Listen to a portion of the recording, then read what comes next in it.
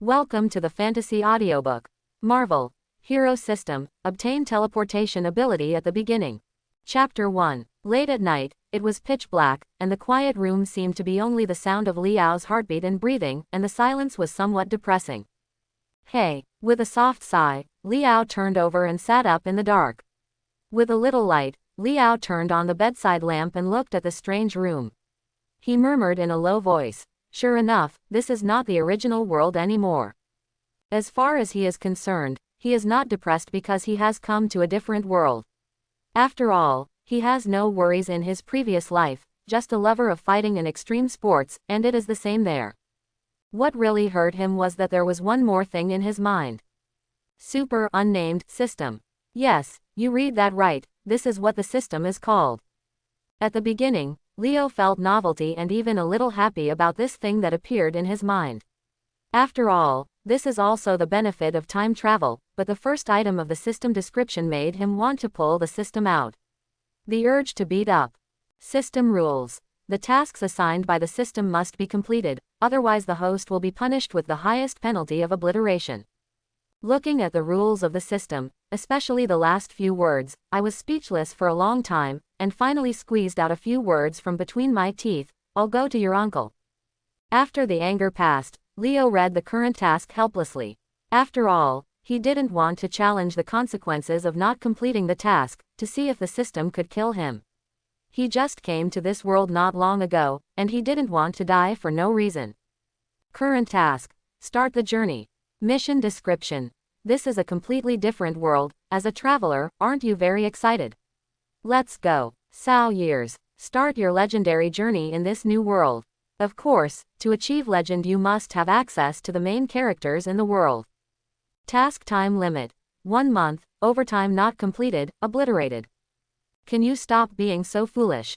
Liao roared angrily. He had just passed through and didn't understand anything, and he didn't even know what kind of world this was. Start the road of Mao's legend. Besides, big brother, you at least give me a direction. Tell me to go there and get in touch. Even more cheating. What made him speechless was that he was clearly told that there was a novice gift pack, but he couldn't open it because he hadn't gotten in touch with the main characters. Forget it. If it comes, let it be. It's half a month away. Although there is no way to do it now, Leo, who is optimistic by nature, comforted himself like this, then turned off the light, and lay down on the bed. Early in the morning, with the sound of chickens crowing in the farm, Liao, who had slept through the night without a trace, turned over and got up under the biological clock he had cultivated for a long time. After getting dressed, he pushed open the door and went out. Son, you're up. Why don't you go to bed? Hearing the door opening, the old Paul's wife, Ellen, who was preparing breakfast, couldn't help showing surprise. Hee, Aunt Lynn, this is a habit I've developed. Good morning, Uncle Paul, Leo said, looking at the busy old couple in front of him, his heart warmed. For the convenience of reading, the following Leo's self-proclaimed name is also changed to Leo.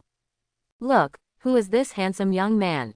Leo walked to the table, and as soon as he sat down, old Paul's admiration with a bit of a joke came over. Ha ha, Uncle Paul, you are still handsome, Leo responded. He was very grateful to the old couple who picked up him back and left him behind. In order to repay their kindness, he always wanted to do something to repay the old couple, so Leo said that. Aunt Lynn, Uncle Paul, I'll go buy seeds today. How can this work? Let's go together today, and you can't deal with those old tricks, and your Aunt Lynn is going to buy a beautiful dress. To tell you the truth, Leo, your Aunt Lynn was, but we are the most beautiful person here. Hearing this, old Paul winked at Leo and said, You old man. Hearing this, Aunt Lynn couldn't help but give old Paul a white look, picked up the juice, and slightly blocked the blushing face. Hee. Looking at the two loving old men, Leo smiled at the old Paul with a look of approval. After breakfast, Leo, old Paul and his wife drove old Paul's dark gray pickup truck, and while listening to the car's generational singing, they finally arrived at the town after a long period of time. Maybe because old Paul, the reason why Paul is a regular customer is that those who sold the seeds did not play tricks, so they bought the seeds quickly. On the contrary, they spent a lot of time buying clothes for Aunt Lynn, you know, a woman.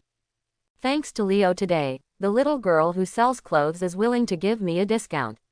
On the way back, Aunt Lin looked at Leo as she looked at the VIP discount card, with admiration on her face. Yes, but when I was as handsome as Leo, those little girls also gave me a discount. Old Paul was a little convinced when he heard it. Ha ha. Listening to the daily quarrel between the old couple, Leo felt unusually warm in his heart, but at this moment, he who had already arrived at Old Paul's house soon saw a figure galloping towards him at a fast speed. Old Paul's barn running, but that's beside the point. The point is that the man was naked. Leo looked at the figure and yelled in his heart, Nima, this foreign country is open, and the naked people can be seen everywhere. Honey, I think there's a naked man in our barn. After noticing the figure, Aunt Lin said to Old Paul in a slightly demented voice. Yes, dear, replied Old Paul in the same tone. Let me go and have a look. After parking the car, Leo and the Old Paul couple said, and they were about to walk towards the barn. In Leo's own opinion, a naked pervert is nothing to be afraid of, after all. Those fighting skills in his previous life were not learned in vain, and it is not safe to take down that naked man pervert. But the Old Paul reached out to stop Leo, and said with a solemn face, wait for me. Then he walked quickly to his home, and after a while, he came out with a double-barreled shotgun. This is too exaggerated. Looking at the black muzzle of the double-barreled shotgun, Leo couldn't help feeling a little sad for the naked man. I'll go in first. Uncle Paul, stand behind me. Fearing that he would see a bloody headshot scene as soon as he entered, Leo said to the Old Paul behind him with a little scalp numbness. Okay, kid, be careful. If that guy is bad for you, I'll shoot him in the head. Sensing the worry in Leo's eyes, the Old Paul assured with a serious face. Okay. Hearing the Old Paul's assurance, Leo sweated a little, then carefully pushed open the barn door and walked in cautiously. Because it hadn't been cleaned for a long time, the floor of the barn was full of dust. Looking at the conspicuous footprints, Leo was extremely focused, and walked lightly along the footprints. Who are you? In the small room where the sundries are kept in the barn, Leo finally saw the man who was naked. Looking at the man squatting on the ground, Leo was full of vigilance, because he had never the sense of crisis developed in extreme sports told him that the man in front of him was extremely dangerous. I'm Logan. Looking at the handsome man with a wary face in front of him, Logan replied with some embarrassment. Hearing the man's words, Leo was stunned, because the moment the man spoke, a mechanical voice suddenly appeared in his mind. The host has contacted the main character in the world, Logan. The mission is completed. Now you can open the novice big gift bag. Is it open? Is this the main character in this world? Why does this name seem to have been heard there? Leo thought to himself, at this moment, if a person who has watched a Marvel superhero movie heard the name, he would probably have guessed that this person's identity is different, but it's no wonder Leo, after all, he spent all his time in his previous life on his hobbies, extreme sports and fighting. He basically didn't have time to watch movies and the like, and those superheroes he is also limited to knowing nicknames like Wolverine and Iron Man, and things like Wolverine has sharp claws, Iron Man has flying armor, and the details of those hero names, don't expect him to know. What's the matter, Leo? Old Paul looked at the stunned Leo, pointed his gun at Logan vigilantly, and asked softly. It's okay. Leo resisted the urge to open the novice gift package now, and responded. Son, what's wrong with you? Pointing a gun at Logan on the ground, the Old Paul asked vigilantly. Cold, a little cold. Logan looked at the two men in front of him, an old man and a young man, staring at him closely, feeling extremely embarrassed. Aren't you taking drugs? Looking at Logan who was panting heavily, Old Paul asked hesitantly. No, Logan stammered. Just had a bad night. Old Paul slowed down his tone, with a hint of ridicule in his eyes. Yes, thinking of yesterday's experiment, which was not a very good experience, Logan replied honestly. Then come to my room. What do you think of Leo? Seeing that Logan didn't seem to be lying, the Old Paul put away the shotgun in his hand and asked Leo for his opinion. Hearing this, Leo nodded. After all, he still wanted to learn about the world through Logan, and it would be a good way to bring it back now. Well, I'll keep you in the way first.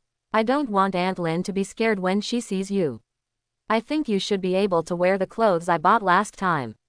Leo looked at Luo who was still squatting on the ground with an embarrassing expression on his face.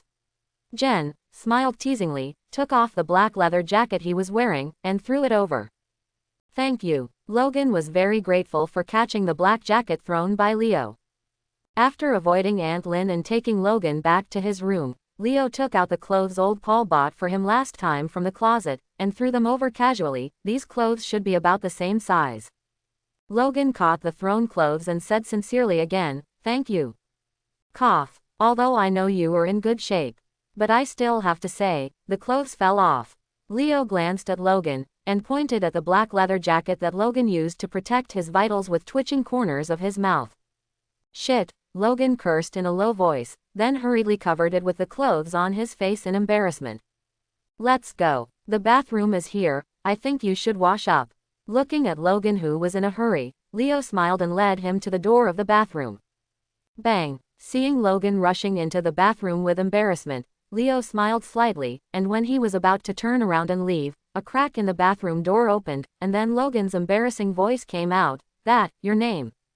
Leo. Hearing this, Leo replied, "Thank you, Leo." Thanks again. Logan closed the door. He felt that he said more thanks today than he said in the past year. This uncle is really troublesome. After Leo whispered, he rushed into his room impatiently, and then opened the big gift bag in his mind. Congratulations to the host for getting the mutant ability teleportation, a chance to draw a lottery, and 300 exchange points. Leo was stunned. An electric current appeared in his body, and it kept moving around his body. After a while, the electric current disappeared, but Leo felt that there was something more in his body, and then his body moved from disappeared in the room. This is that. Looking at the flock of sheep around him, Leo was extremely shocked. After a moment, Leo couldn't help but burst into ecstasy after being shocked. It's really teleportation. Superpower. Then, like a child who got a toy, Leo kept using teleportation to dodge among the sheep. Meh. Seeing Leo flashing back and forth, the flock of sheep rioted as if they had seen a ghost. Who? Hearing the commotion of the sheep, a man rushed out from a distant house, and then the man shouted loudly, "Go back." Hearing the shout, Leo felt amused at his childish behavior in his heart, and after a second thought, his figure disappeared from the flock, and when he reappeared, he was already in his room. Ha ha. Repressing his own laughter, Leo was overjoyed, but at this moment, the mechanical voice of the system sounded again in his mind. Congratulations to the host for completing the current task, reward the host with exchange points. Quack. This system is pretty good. Hearing the prompt of the system, Leo couldn't help but greatly improve his sense of the system. New mission. Choose a camp. Task description. You already have extraordinary abilities, so what will you do with this ability? Do good or do evil?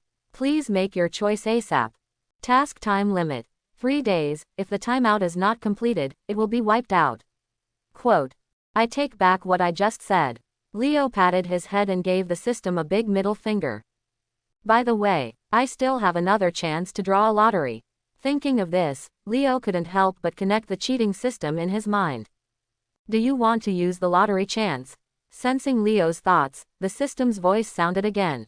Yes. After Leo's affirmative answer, a huge turntable that kept turning appeared in Leo's mind. He wanted to see what good things were on the turntable, but after only a few breaths, Leo felt my brain started to ache. Is it only based on character? Sighing, Leo shouted, "Stop," in his mind. Following Leo's thoughts, the rotating turntable stopped. Congratulations to the host for getting the essence of fighting. As soon as the system finished speaking, a warm current appeared mysteriously, and then Leo felt that there was something more in his mind.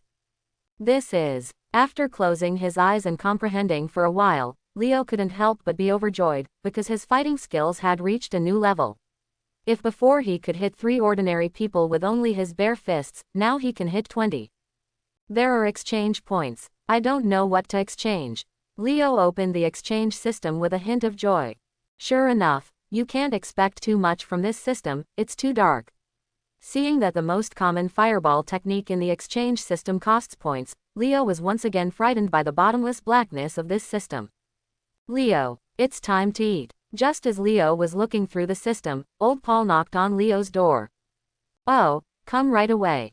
Leo heard the footsteps of the old Paul walking away. Just like those children who got new toys, he smiled slyly, and appeared at his door in a flash, and then he couldn't help cursing to himself, childish. "I'll set the tableware," Leo shouted loudly when he walked into the dining room and saw the old couple who were busy. In the restaurant, just as Leo was helping to arrange the tableware, Logan's somewhat embarrassing voice sounded at the door of the restaurant. "I swear I will pay for it." This is the trace of being torn apart by something. Leo couldn't help looking for the sound when he heard Logan's voice. When he saw the sink in Logan's hand, Leo shrank his eyes and raised his heart again. Be wary and suspicious. "Oh, it's okay. I've wanted to change this for a long time." Looking at the broken sink, old Paul was also stunned for a moment and then smiled heartily. Because of Logan, this dinner was extraordinarily sumptuous, but Leo's meal was a bit dull, because he spent the whole night observing Logan. He was a soldier, and he is a dangerous person. He is anxious about certain things in his heart. But what is certain is that he has no malice towards us for the time being.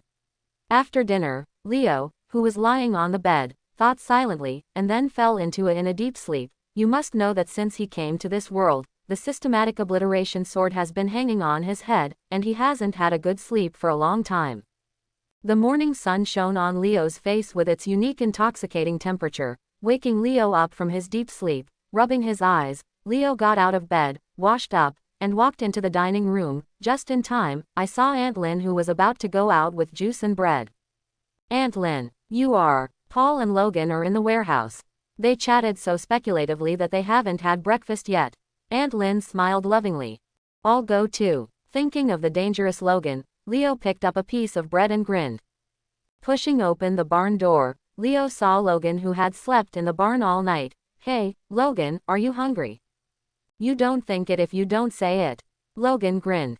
"You look so handsome." Aunt Lynn, who came in after Leo, looked at Logan in a leather jacket and admired, then raised the food in her hand and said, "I took." Bang! At this moment, there was a loud roar, and the juice glass Aunt Lynn was holding suddenly shattered. "This is a bullet." Seeing this scene, Leo was startled, and saw a small hole in the ground, and Leo, who had a keen sense of danger, couldn't help but feel a stabbing pain in his back. "Danger!" Looking at Aunt Lynn standing in front of the window, Leo yelled. Without any hesitation, he appeared beside Aunt Lynn in a flash, and in the next moment, he led Aunt Lynn to the door. Whoosh! Sure enough, just as Leo got out of the way, a bullet broke the window and hit the place where Aunt Lynn was standing. Seeing this, Logan also pulled the old Paul, who was standing in front of him, to the back of the obstacle. At the same time, on a hillside far away from the old Paul's house, a black-haired Asian man was aiming at the warehouse of the old Paul's house with a sniper gun. Found number 10. Also found a mutant who can teleport. It can teleport. Is it a phantom? Hearing Agent Zero's report, a voice with a hint of surprise came out of the communicator. No, since this is the case, there is no need to keep it. Let's see if number 10 can withstand the bombardment. Stryker's tone was full of eagerness. Yes. Hearing Stryker's words, the soldiers who came to arrest Logan couldn't help but reply. As soon as Leo rescued Aunt Lynn, he saw a scene that made his heart beat wildly. 2 small missiles were rushing towards the barn with tail flames. Leo cursed in a low voice, grabbed Aunt Lynn's body with his left hand, appeared next to old Paul, then supported old Paul's shoulders, and disappeared into the barn. Boom! Looking at the bombed home, Leo, who teleported to the distance with the old Paul and his wife, was stunned and terrified. If he hadn't obtained the teleportation yesterday, he and the old Paul and his wife would have already become dregs. Oops! Logan, I'll go and have a look, Uncle Paul. Looking at the bombed warehouse, Leo couldn't help shouting. Be careful, child. Hearing what Leo said, old Paul hugged Aunt Lynn, who was crying, and said with concern in a trembling voice. Okay. Looking at old Paul and Aunt Lynn, who were full of worries, Leo felt warm, nodded, and appeared near the ruined home in a flash. Da. As soon as he appeared, Leo saw a thrilling scene. He saw 2 armored vehicles and a helicopter that were constantly spitting flames encircling Logan, who was riding a motorcycle to the middle of the road. Logan was about to face the end of a car crash, and then Leo saw an astonishing scene. He saw 3 sharp steel claws grow out of Logan's hand riding a motorcycle at high speed, and they plunged into the ground.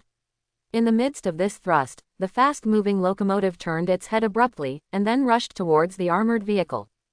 Hands and sharp claws. This is Wolverine. I'll wipe it. Seeing this scene, Leo's heart felt as if he had been trampled by 10,000 horses.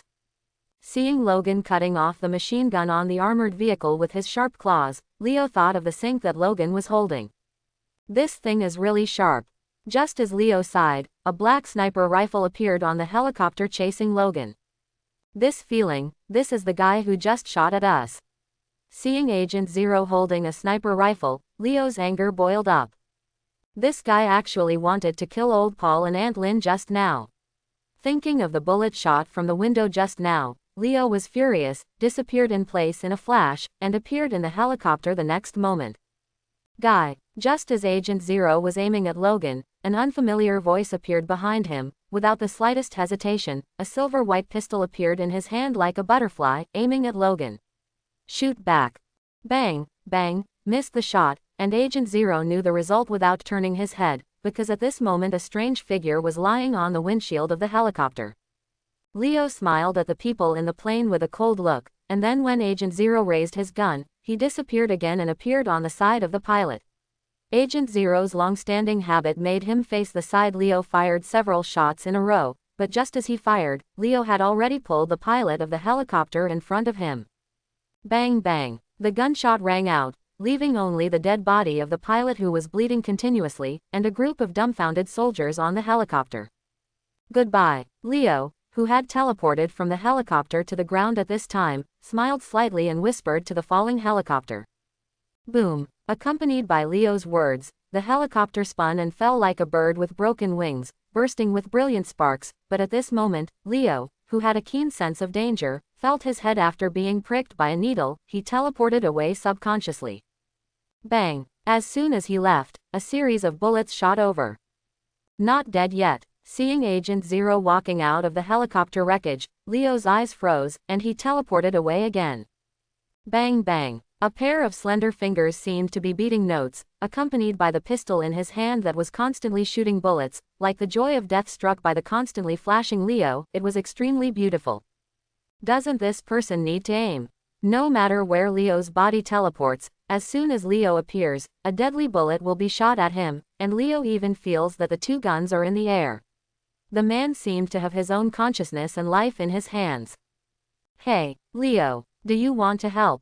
Just when Leo had no idea what to do with the hedgehog like Agent Zero, Logan's voice came over with a touch of ridicule. Hearing this, Leo glanced at his mouth, smiled slyly, and teleported behind Logan with a hint of kindness. Bang! As soon as Leo appeared, a bullet shot towards Leo. Oh, you've been shot, Leo joked as he watched Logan standing in front of him with a disbelieving expression on his chest wound. You bad boy. Hearing this, Logan smiled helplessly, and then a pair of sharp claws appeared in Logan's hands with a bang. Seeing the sharp claws in Logan's hand, Agent Zero's expression changed. He knew the horror of those indestructible claws. Besides, the bullets he fired faced Logan's terrifying healing ability. It was of no use at all. Thinking of this, Agent Zero couldn't help but quietly moved back a few steps.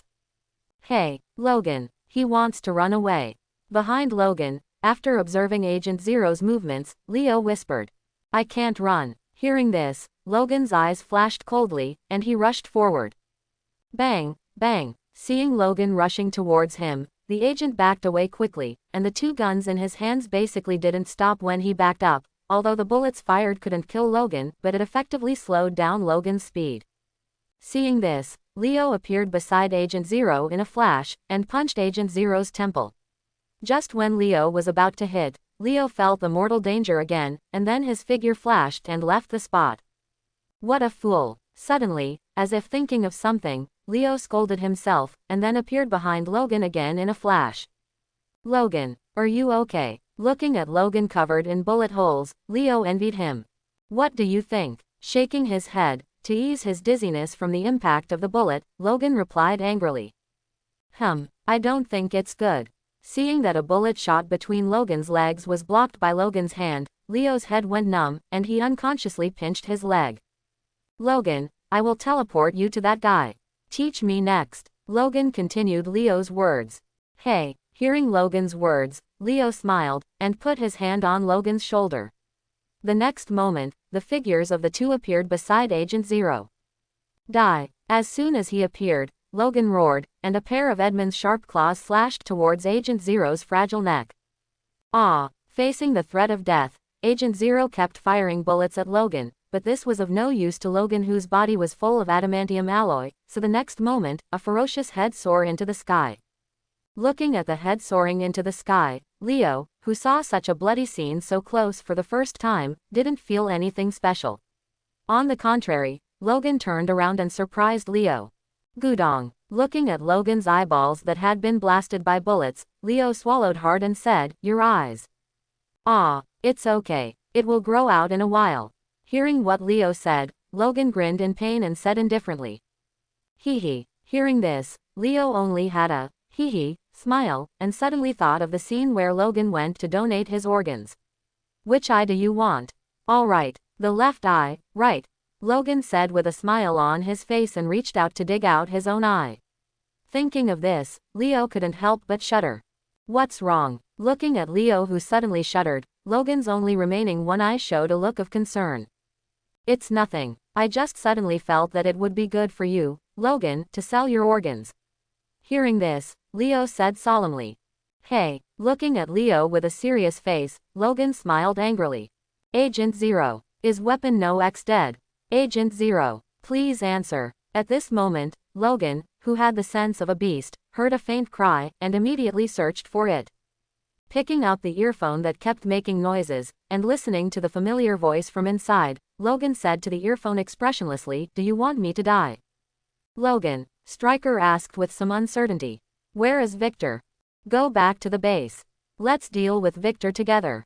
"Wrong answer. When I kill Victor, I will go find you."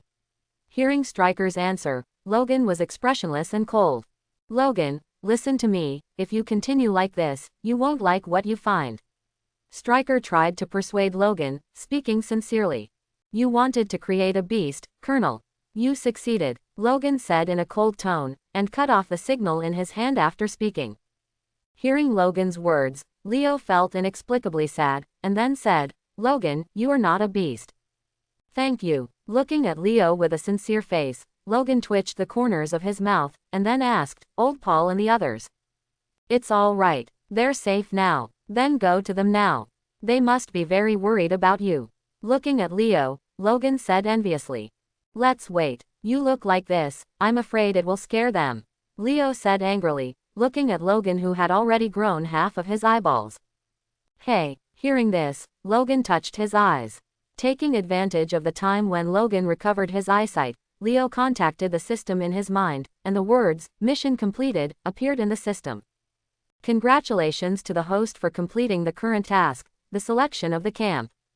Task completion instructions. In the face of danger, the host chose to save ordinary people, so the system judged that the host chose the hero camp, and I hereby offer verbal praise.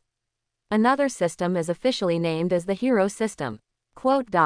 Verbal praise. Why don't you give me a big red flower? Seeing this, Leo's face was darkened. At this moment, a new task appeared in the system. Daily task. Do a good job every day. Mission description. Since the host has chosen to be a hero, the host needs to work hard continuously. Rome was not built in a day, and a hero is not achieved overnight, so what you need is accumulation. Task restrictions. 1 good deed must be completed every day, and 10 reward points will be rewarded for completion.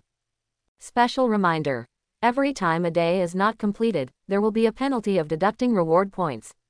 When the reward points are negative, the host will be obliterated. Quote. Seeing this, Leo took a deep breath, and couldn't help being frightened by the black heart of this system again. Ding! A selection task appears. Accept it. Yes, no. Mission description. Now there is an opportunity in front of you. Help Logan, who is trapped in the trap. You will get a chance to become famous among mutants, and you will be rewarded with redemption points and a chance to draw rewards after completion. Mission limit. None. Please select. Yes, no. Quote. This is an opportunity. Besides, the person who captured Logan already knew of my existence, and might target me, so for the safety of me and Old Paul, that person must be eradicated. Besides, even if it fails, there is no punishment. Seeing the system starting to count down, Leo thought for a while, and finally chose yes. Leo, let's go. After all the injuries on his body recovered, Logan patted Leo. Good. Hearing this, Leo couldn't help looking at Logan's eyes that had grown. Hey, dude, can you stop looking at me like that? It makes me think you're thinking something bad. You're thinking too much. That's right. Where's old Paul's car? Hearing Logan's words, the corners of Leo's mouth twitched. Should it be over there? Logan touched his chin uncertainly. Old Paul should be very happy to find that car. Thinking of the ruined house, Leo said in a dejected tone. It's all because of me, I promise I will compensate you. Logan said sincerely. Then I will remember it. Hey, Leo, shouldn't you say no? I won't. You misread me. That's really nerve-wracking. Ha ha. After chatting all the way, the two found the locomotive lying on the side of the road, and then Leo started teleporting, bringing Logan and the locomotive to the old Paul and his wife. Pain. Then his body went limp, he staggered a few steps and fell to the ground. Leo, child, are you okay? Seeing this, the faces of old Paul and Aunt Lynn, who had calmed down, couldn't help but change. It's okay. I'm just a little bit tired. I'll just take a rest. Leo turned pale, rejected Logan's offer to help him up, put a big character on the ground, and closed his eyes. Is this too many times of teleportation? Leo thought silently. After seeing his remaining point exchange points, he had a thought and contacted the system again. System, how can I improve my current physical strength? Retrieval needs to be exchanged for 10 points, do you want to retrieve? It's too dark. This needs to be exchanged. Cursing secretly, looking at the dazzling array of exchanged items in the system, trying to find what he needs is like finding a needle in a haystack. Thinking of this, Leo finally bit his tongue. Chose yes.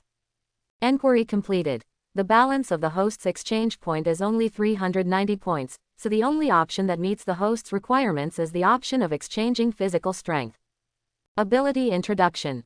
There is no ability, just to increase your physical fitness. Quote. Bad review. I was still thinking that the system would list all the abilities that meet his requirements, and he could feast his eyes on the idea first, but he didn't expect it to be linked to his exchange point. What the? Click to open the exchange option. To enhance the physical strength, double the initial strength, you need to exchange points, double the initial strength, you need to exchange points, and so on. Redemption limit. Can only be exchanged from one time. I don't give any loopholes. Originally, Leo wanted to directly exchange for 3 times the physical strength, but after seeing the final exchange limit, he could only honestly exchange from 1 time. Twice the exchange, he said silently in his heart. Leo's exchange point was only 100 points in the blink of an eye, and he felt sore and tingling in his body in the blink of an eye. It lasted only a dozen seconds at most. When these feelings disappeared, Leo keenly felt a great change in his body. First of all, the aftereffects of using too many teleportation on his body have disappeared. Secondly, he feels that his physical strength has increased in an all-round way, including his strength, speed, endurance and defense, and he even feels that his 5 senses are sharper. Not a lot. Slowly regaining his awareness of his body, Leo opened his eyes, rolled over and sat up. Leo, are you all right? Child, all right. Seeing Leo, Logan and the old Paul couple spoke with joy on their faces. Silently squeezed his fist, and felt a completely different power from before. Leo's eyes lit up with joy, and he said, well, has it been a long time? It's only a quarter of an hour. I haven't finished smoking this cigar yet. As he spoke, Logan flicked off the ash on the cigar and raised his eyebrows. Let's go then. They won't be chasing you in a while.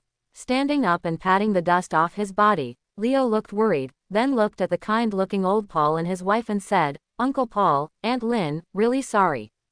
Son, you don't need to apologize, Logan told me everything.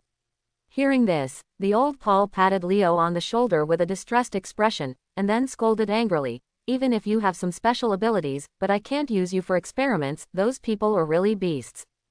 Yes, child, you don't have to hide from now on. Aunt Lynn also looked distressed. Hearing the old Paul and his wife's words, when Leo felt heartwarming, he couldn't help wondering, what experiment? After looking at Logan with a smile on his face, he bumped into Logan and asked softly, what did you make up? It's nothing. Let's just say that you, like me, are doing experiments to avoid being caught. That's why. Logan dropped the cigarette butt in his hand and said softly, "Hey, Logan, that's you, not me," Leo retorted upon hearing this. "Don't pay attention to those details," Leo winked at Leo, and then shouted, "Paul, Lynn, let's go, let Leo take us to a safe place." Sighing helplessly, he ordered the three of them to put their hands on him, and then teleported, and the four of them disappeared without a trace. The next moment, four figures suddenly appeared in a deserted alley in the small town where Leo and the others bought the seeds. Immediately, a somewhat old voice sounded, "It's amazing. Old Paul, don't talk about this now, just now you said you were going to sell your car," Leo said in surprise. "Haha, I think we need more money now than this car." Touching the body of the car with some reluctance, the old Paul laughed, pointing to the clothes on Logan's body that were riddled with holes and said, "Logan Root needs a suit of clothes, and we need to settle down first. But this car, needless to say, Leo, I can't ride anymore, can I?" Hearing what Leo said, old Paul patted the saddle sadly. "Okay then." The sky gradually darkened, and after the old Paul sold the motorcycle, the group of four finally settled down in a hotel. After dinner, in the hotel room, Leo and Logan knocked on old Paul's door. "Uncle Paul." Looking at old Paul's wise eyes, Leo hesitated. "You seem to have made up your mind to do something bad." Just when Leo and Logan didn't know how to speak, the old Paul let the door open, and said in a solemn tone after the two entered, "We have no choice." Hearing this, Logan said helplessly, "Nonsense. Do you know the result? Both Jade and Stone will be destroyed." Old Paul raised his voice. "Uncle Paul, we swear, he will definitely come back safely." Seeing this, Leo pressed Paul's shoulder and said solemnly, "Paul, let the children go." Just when old Paul was about to say something, Aunt Lynn calmly interrupted old Paul. "Thank you, Aunt Lynn. You don't need to thank me, Leo. But when you made your choice, I believe you all thought it through carefully, but you have to promise Aunt Lynn that you must come back safely. By the way, this is for you," he said. Aunt Lynn took off a silver white chain from her neck, and a silver white cross hung at the bottom of the chain, and then Lynn clasped the middle of the cross, and a hollow cross and a small cross appeared in Aunt Lynn's hands. Holding the two crosses in her hands, Lynn put them in the hands of Leo and Logan respectively, saying, "God will bless you." Leo wrapped the silver white chain around his wrist a few times, and a silver white bracelet appeared. Looking at the silver white hollowed out cross, Leo hugged Aunt Lynn and promised, "I will definitely come back, and I will take care of you. What about you?" Logan was a little at a loss looking at the things in his hands. For him, the only thing he had ever hung around his neck was the dog tag, but seeing Lynn's expectant gaze, he still hung the silver chain and his dog tag on the together. Boom, under the worried eyes of the two old men, Leo and Logan closed the door. "Leo, you don't need to go on an adventure with me, I will get rid of them." "Of course I know you will. But I don't have the habit of letting my friends go on adventures alone. Besides, I'm here, you will be much less dangerous, right?" Hearing this, Leo smiled slightly. At this moment, he didn't want to complete any tasks. Just because Logan is his friend, the first friend who came to this strange world. "Hey, Leo, you're like this, I feel like you're confessing to me." Hearing Leo's words, Logan felt a warm current in his cold heart, and then teased Leo. "You're overthinking. Las Vegas isn't it?" Leo twitched the corner of his mouth, reached out and pressed Logan's shoulder, and the two disappeared in an instant. In the next instant, two figures suddenly appeared in the sky above Las Vegas, the casino city, meters above the ground. "This is that." Logan looked at his feet in a daze. Las Vegas. As soon as Leo finished speaking, two figures fell suddenly. "Oh," Logan flustered, waving his hands and feet in the air, but in the extremely cold high altitude, drops of cold sweat appeared on him. "Haha, it's so cool." Putting various poses in the air, in the previous world, as an extreme sports enthusiast, he jumped from the air countless times, but this time he didn't have a parachute, so this kind of countdown to life, the stimulating feeling completely made Leo high.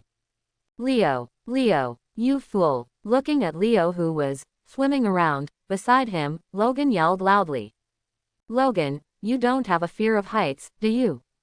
Fool, let me go down quickly, this feeling sucks." Looking at the rapidly enlarged building on the ground, Logan said with a trembling voice. Okay, what a coward," Leo muttered, swam to Logan, pressed Logan's shoulder, teleported, and the figure disappeared. The next moment, the two appeared on a street where there were almost no people. "Next time you dare to do that, I'll cut your balls," Logan said viciously as soon as he stepped on the ground. "Logan, what?" Logan responded in a somewhat unfriendly tone. "Can you take care of your trembling legs first, and then say such nasty things to me? You make me think of a kitten with teeth and claws." Looking at the legs that didn't obey his command at all, Logan was speechless for a while, looked at Leo who had a teasing expression on his face, and finally squeezed out a word from his teeth.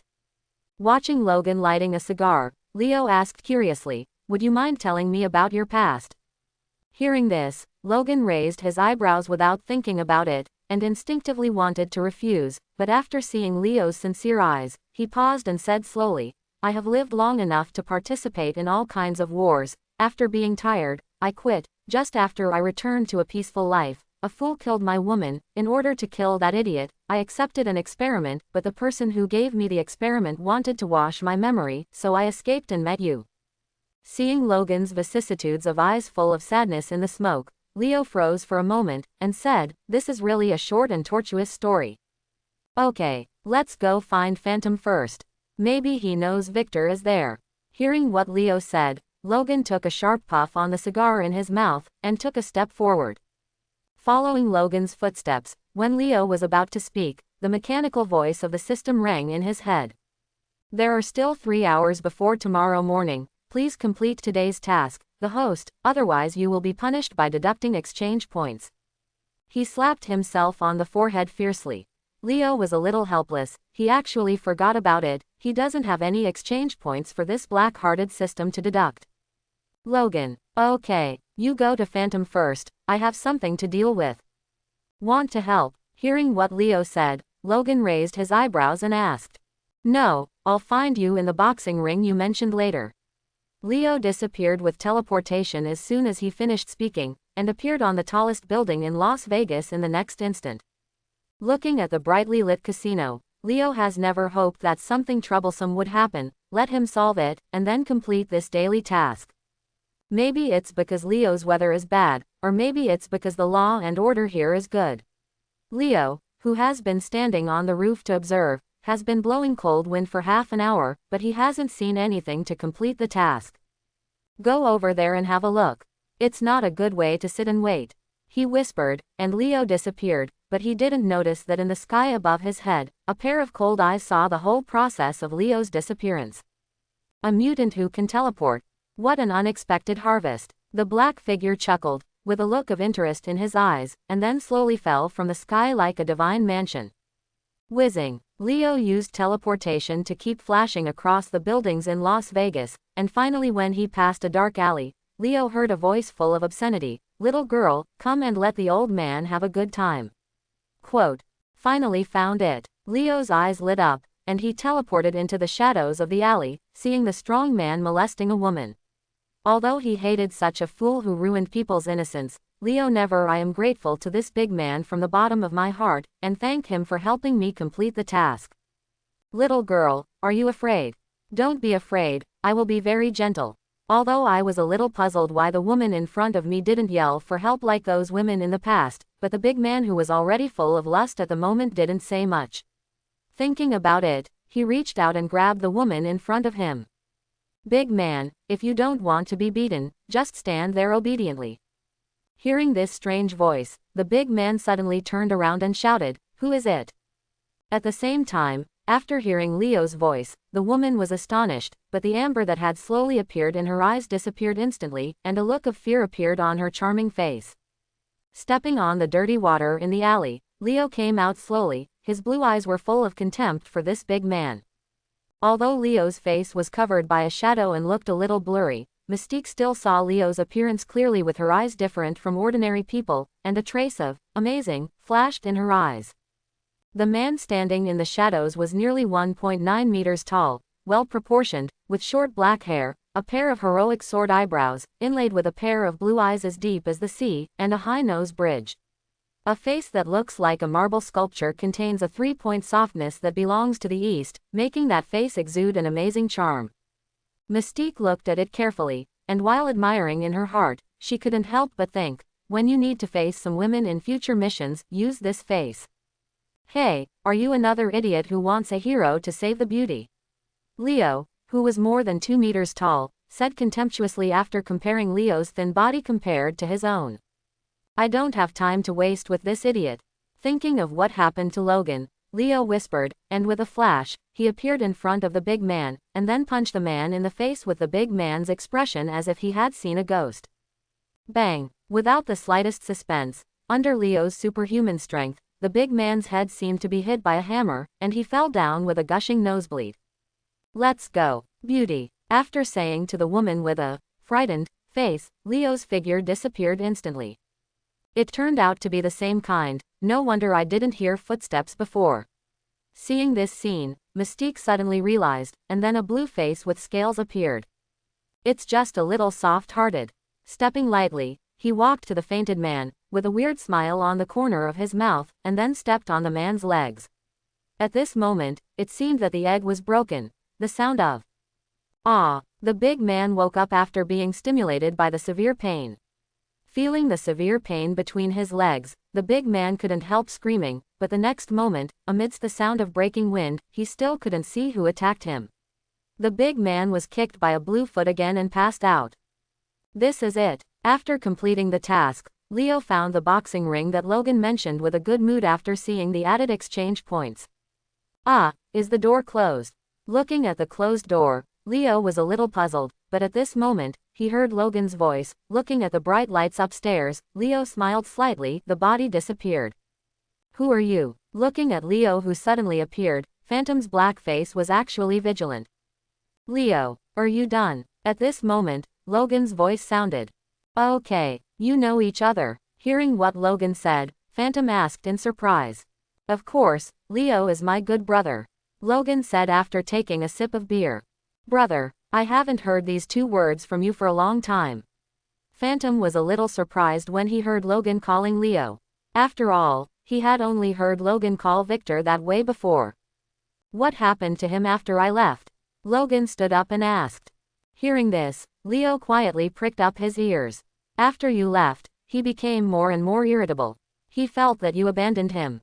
He wanted to prove that he was better than you, so he destroyed everything.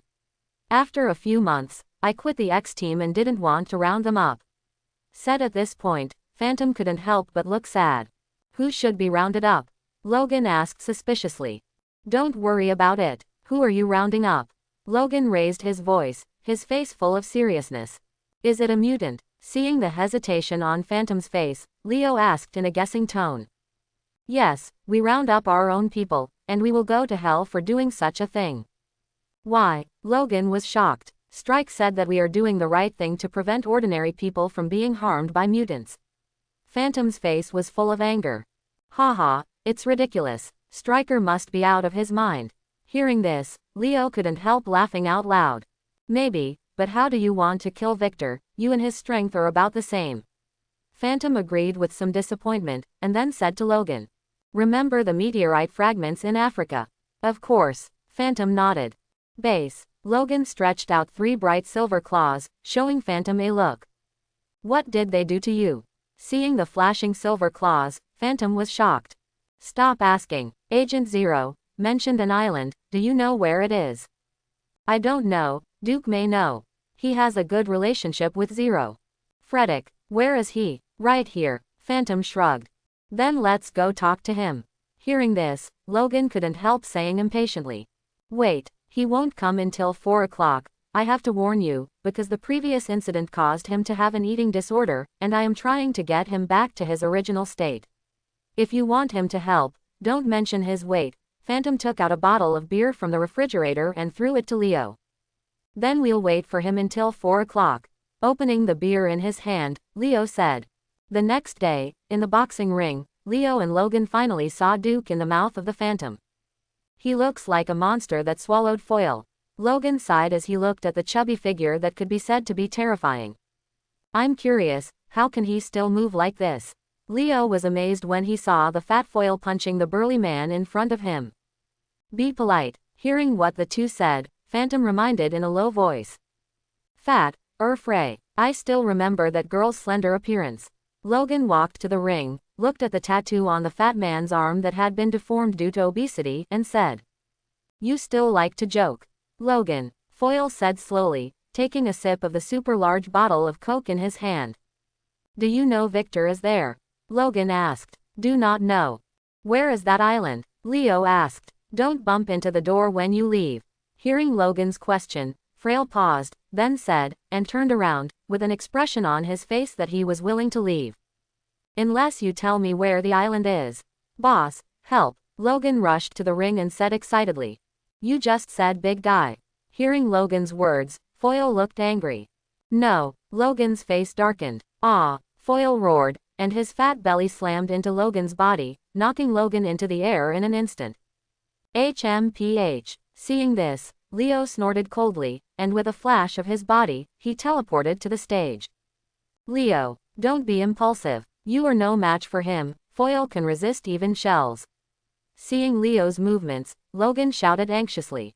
"Ha, I'm a civilized person, I don't know how to fight. I just want to play a game with him." Leo smiled slightly. "What game?" Hearing this, Logan was taken aback.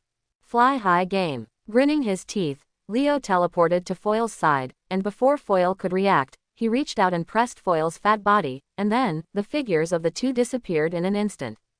Fly high. After hearing Leo's words, Logan recalled not so good memories, and then his face turned pale. Half an hour later, Leo with a happy face appeared in front of Logan and Phantom again with poor Foyle. As soon as he appeared, the fat man lay on the boxing ring like a puddle of mud. Looking at every piece of fat on Foyle's trembling because of fear, and feeling sorry for the fat man, Logan couldn't help looking at Leo with hope.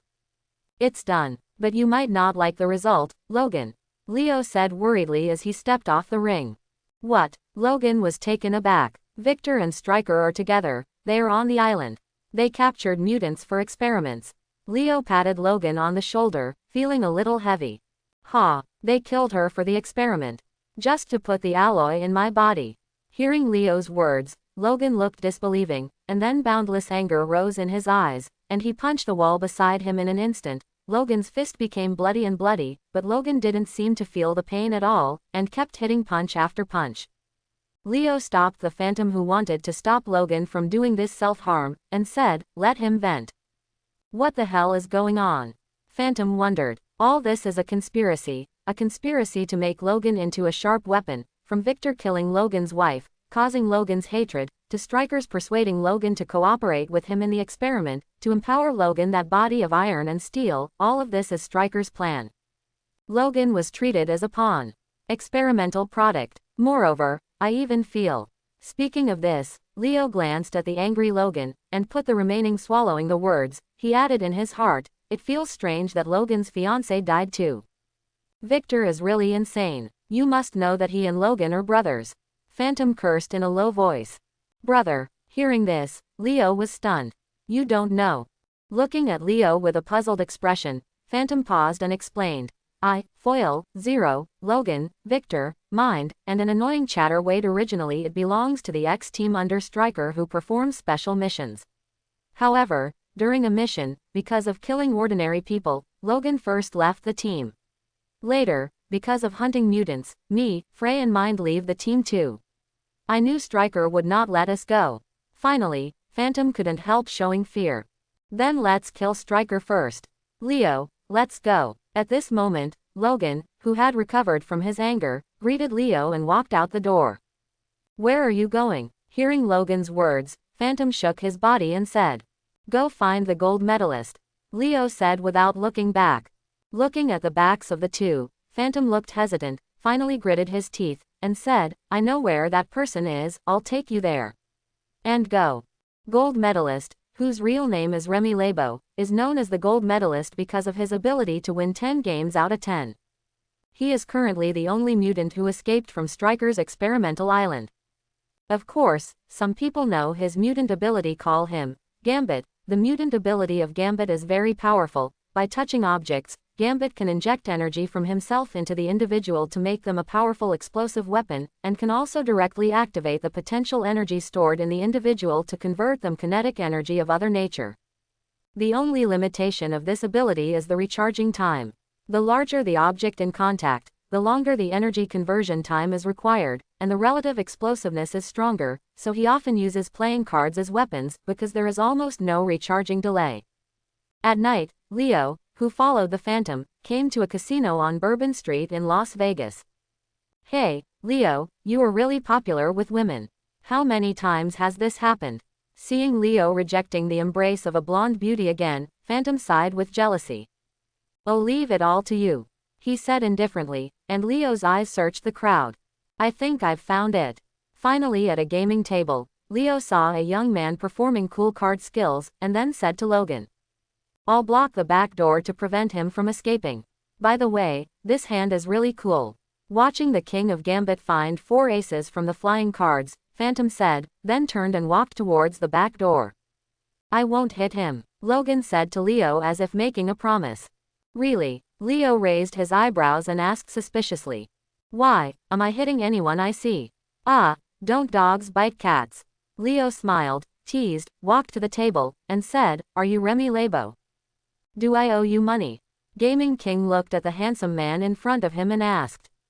No, Leo said bluntly. Then I'm him. Gaming King took off his hat and smiled slightly, his red pupils shone with a strange light. At the same time, Phantom, who had just walked out of the back door, saw a familiar figure walking through the narrow street, and whispered with some doubts, Victor. Then, his body flashed and appeared in front of that figure. Are you my brother's new nanny? There was a bloodthirsty smile on the corner of Victor's mouth. Oh, you can't scare me. Really, Duke can eat this set. You shouldn't do that, I'm going to kill you. I won't let Logan have a chance. Thinking of Frederick, who might have been killed by the saber-toothed tiger, Phantom whispered angrily, then dodged and punched and hit the saber-toothed tiger in the face. Ha, the speed is fast enough, but the strength is not enough. Are you scratching me? Licking the blood from the corner of his mouth, the saber-toothed tiger gave a bloodthirsty smile. In the casino, Leo and Logan sat at the gaming table opposite the King of Gambling, and the King of Gambling smiled and said, How much do you bet? Hearing this, Leo touched the money on his body and asked Logan, How much money do you have left? 17. Logan replied, pinching his nose. Are you kidding me? Let's use this money to take a taxi home. Hearing this, Gambit realized that the two people in front of him were not gambling with him at all, and then he fixed his eyes and said in a deep tone. Where is Victor? Logan pressed the table, leaned forward slightly, and asked with a hint of oppression. I don't know. Who is he? The King of Gambling smiled slightly, continuing to play poker in his hand. The person I want to kill. It is said that he is on an island, working for Stryker. I want to know where that island is. Logan said slowly, controlling his impatience. Why would I know? Gambit twitched his lips and forced a smile. Because you are the gold medalist. So far you are the only one who escaped from that island, and we need you to lead the way. Leo said directly with his eyes fixed. At this moment, because of Logan's leaning forward, a steel dog tag slipped out of his arms. Gambit shrank his eyes, and said, Your dog tag is really good, it's the same one as the one who caught me. Then there was a faint red light on his fingers, and a dangerous feeling appeared on the stack of playing cards in his hand. You misunderstood, listen to me. Logan explained anxiously, but before he finished speaking, a large stack of poker shot towards Leo and Logan with explosive energy. Leo cursed in a low voice, stretched out his hand to press on Logan, and then launched a teleportation to avoid the flashing red poker, but the ever-changing poker slammed into the back of Leo and the others. In the wall, amidst the bang, a big hole as tall as a person appeared. At this moment, Logan's beast-like perception detected a trace of familiar aura, and then Logan's face showed a look of rage, and he rushed out of the hole, and then Leo heard Logan's roar, Victor. Leo's face changed. He was worried about Logan's safety, and he appeared next to Logan in a flash, and then saw a man who was somewhat similar to Logan, but much stronger than Logan. The man in the windbreaker was squatting next to Phantom, who was already lying on the ground, and put away a small syringe without haste. Hey, look at who it is, an angry puppy, and fleas on a puppy. I said, brother, why are there always some scum around you? The saber-toothed tiger stood up, his eyes full of killing intent. When talking, on the palms of both hands, there are sharp nails like cats. You are the scum. Leo's eyes turned cold, and he hummed dissatisfiedly. Then, in a flash, he appeared beside Victor, and threw a whip kick at Victor's head. Facing the sudden attack, the saber-toothed tiger stretched out a strong arm expressionlessly, blocking Leo's whip leg, and then the sharp claws on his hand flashed a glimmer of light towards Leo's leg that had not been withdrawn. Grab it backhand. Beautiful thought, Leo thought to himself, and then teleported, and his body flashed, appearing on top of the saber-toothed tiger, with one leg slashed down like a battle axe. I've underestimated you a bit, you're much better than that trash phantom.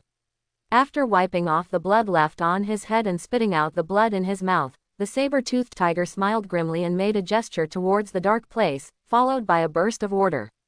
The sound of footsteps came from afar. Human army. Looking at the crowd rushing out, Leo's eyes shrank suddenly. Without the slightest hesitation, he flashed his body and left the place. Sure enough, as soon as Leo left, a metal storm formed by bullets landed on Leo's original position, leaving behind a burst of sparks, but the saber-toothed tiger took advantage of this opportunity, using all four limbs to slam on the ground and surrounding walls. He kept changing his body shape and rushed towards Logan. Get rid of these people first. Logan and Victor can't tell the difference for a while. Looking at the soldiers who kept shooting bullets, Leo thought to himself, and then he appeared among the soldiers in a flash, launched a fierce attack on the surrounding soldiers. Ha! Leo smiled heartily. After he enhanced his fighting ability, this was the first time he did it with all his strength. With his superb fighting skills and Leo's increased physical strength, now these elite fighters, the soldiers, didn't even have a chance to force Leo to make a second move. Also, as a mutant, my suggestion is to stop. What do you think? At this moment, an infectious voice sounded from the darkness of the block, and then Leo discovered that the guns in the hands of the soldiers had actually come from their respective masters, flew out of their hands, and then turned the guns, aiming precisely at the foreheads of those soldiers. What is this? Leo was startled, his body flashed, and he teleported out from among the soldiers. Don't be afraid, young man, I'm Eric Lansher, of course you can also call me Magneto. Accompanied by this voice, a middle-aged man wearing a helmet and with faint wrinkles on his face appeared in front of Leo, in view. Magneto. Leo was taken aback. He had never heard of Magneto. At this moment, there was a violent explosion from Logan. Logan. Leo's heart shrank, his body flashed, and he appeared next to Logan in an instant, helping Logan up. It's not good to ignore me like this. Gambit gently waved the stick in his hand. Standing in the center of the battlefield, a pair of strange pupils flashed a dangerous red light, and the saber-toothed tiger, like Logan, was shaking his head, trying to recover from the stun. Apparently Gambit used his ability to separate Logan and saber-toothed tiger. As one dead, Magneto was not in a hurry when he saw Leo's teleporting figure, but stared at the dead phantom on the ground, his tone full of pity. These people, what do you do? Mystique walked out from behind Magneto with light steps, and then gently leaned on Magneto's shoulder, looking at the soldiers who were pointed at with guns, with a touch of danger. A smile slowly emerged. How about the Duke who asked you to find? Magneto didn't answer, because the next moment, those gunshots had already answered for him. As soon as he said your name, he chose to join us. Mystique avoided the splashed blood lightly and said in a naughty tone. That's right. Then the next step is to resolve the disputes between the few people in front of us. Magneto twitched his lips, and with a confident and calm smile, he walked out from the pile of corpses on the ground. Magneto. Hearing the gunshots, the four Leo, who were guarding each other, couldn't help but look towards the corner of the street. After seeing the man in front of the dead body, Leo and Gambit couldn't help shouting. You know him. Seeing Leo's surprised look, Logan put his sharp claws in front of his eyes to be on guard carefully, and then asked in a low voice. I don't know, but those soldiers should have been killed by him. Looking at the corpses on the ground, Leo's heart was filled with chills. Since you all know me, then it's easy to say how the battle ends here. Who do you think you are? Our head. As soon as Magneto finished speaking, Logan's angry voice rang out. After all, Victor must be killed. How can I give up this hard-won opportunity just because of this frivolous words? If you want, I will be your leader from now on. Beautiful thinking. The saber-toothed tiger smiled bloodthirstily, ignoring Magneto, who seemed a little crazy to him, jumped up, grabbed the wall with sharp claws, and was about to take the opportunity to escape from the battlefield. While Gambit looked at Magneto, his eyes flickered a little. After all, he clearly knew the horror of Magneto. Victor. Upon seeing this, Logan roared, and was about to chase after him. HMPH. Have you forgotten what I said? Seeing this, Magneto snorted coldly, and stretched out a palm towards Logan and saber-toothed tiger, and then steel bars like sharp swords flew out from the surrounding walls, with the sound of howling wind, shot at the two of them. In his opinion, such an attack was enough to control the big cat that wanted to escape and the mad dog that wanted to fight. But seeing such an attack, Logan and saber-toothed tiger ignored it and let those steel bars be inserted into their bodies. The sound of the steel bars piercing through the flesh and blood reached Leo's ears, giving him a creepy feeling, and then he saw that the saber-toothed tiger with blood holes on its body had climbed over the roof, and then the jump disappeared. It turned out to be a mutant ability of self-healing. Seeing the escaped saber-toothed tiger, Magneto, who had miscalculated, looked cold, and then looked at Logan, who had already climbed to the wall with his sharp claws. Pulled Logan off the wall, and then pulled Logan in front of him as if an invisible hand was grabbing Logan. As a magnetic force manipulator, he had already sensed the smell of metal from Logan. Looking at the struggling Logan, Magneto smiled disdainfully. Is it steel and iron? It's all you idiot. As soon as the words fell, Magneto, who had completely vented the anger of the saber-toothed tiger's escape on Logan, couldn't help flashing a cold look in his eyes, and then saw Edmund's sharp claws in Logan's hand, as if being pulled by someone. Between the three claws the gap becomes larger and larger. He wants to kill Logan. Leo cursed secretly, not caring about the mighty Magneto, activated his teleportation, and instantly appeared beside Logan, reaching out to grab Logan's shoulder. Take me with you. Seeing this, Gambit couldn't help shouting loudly. After all, he didn't want to mix with extremists like Magneto. Hearing that, without any hesitation, Leo took Logan and teleported to Gambit's side, and then the three disappeared. Heck, Eric, you miscalculated this time. Looking at Magneto with a gloomy face, Mystique, who appeared from the corner of the street, couldn't help but tease. Haha, this proves that they are qualified to stand with me, doesn't it? Hearing this, Magneto smiled confidently. In an unknown alley in Las Vegas, the three Leo who escaped from Magneto with teleportation appeared. Dear Mr. LeBeau, don't try to escape this time. Otherwise, I don't guarantee that there will be more cracks or something like that between your head and neck. As soon as he appeared, Logan stretched out a sharp spear. The paws lay across the Gambit's neck. Hey, dude, take it easy. Gambit smiled mischievously, and a poker card quietly appeared on a pair of slender fingers, but before he could activate his ability in the next moment, Leo slammed his hand at Gambit's. The poker was slapped down, and then both palms were twisted behind Leo's back. Hey, guys, since I escaped, I don't want to go in again, so please let me go. Seeing that he couldn't break free from Leo's clutches, Gambit couldn't help begging in a low voice. After all, in his opinion, I am not the kind of bloodthirsty person personally. If I relax my attitude like this, maybe I will let him go. He thought so. I think you got it wrong all along. We just want you to take us there, not with us. So you don't need to go in. Leo corrected. Hey, tell me sooner. Dude, no problem. He was stunned for a while, with a ruffian-like smile on the corner of his mouth again, and Gambit loudly agreed. Hearing Gambit's words, Logan nodded slightly to Leo, indicating that his beast perception, which can feel human emotions, felt the sincerity of these words, and then with a clear sound, Edmund's claws were taken away by Logan back. Let's go. I'll take you to fix it first, and then I'll take you to find that Striker before dawn. Gambit, who had regained his freedom, rubbed Leo's sore wrist and said, but when he mentioned Striker, the Card Emperor's face could not help showing a trace of fear. Obviously before, he was tortured a lot by Striker's experiment. He followed Gambit to his hiding place. Unexpectedly, he lived in a very luxurious place, which turned out to be a large villa. Even in Gambit's courtyard, Leo found a small private jet. It's quite enjoyable, Leo exclaimed. Haha, I've always been lucky, and I won all of these. The King of Cards smiled proudly, and his words were full of confidence in his gambling skills. Then who is Magneto? As soon as he entered the door of the living room of the villa, Logan couldn't wait to ask. After all, The feeling that life and death were completely in the hands of others really impressed him deeply. I only found out about this person a few days ago. As you all know, I've always been interested in gambling. Constantly rubbing the poker in his hands, the king of gambling said softly while leaning on the sofa. Then tell us about him. His ability is to control metal. Leo asked suspiciously when he thought of the steel bar shot out by Magneto as a sharp sword.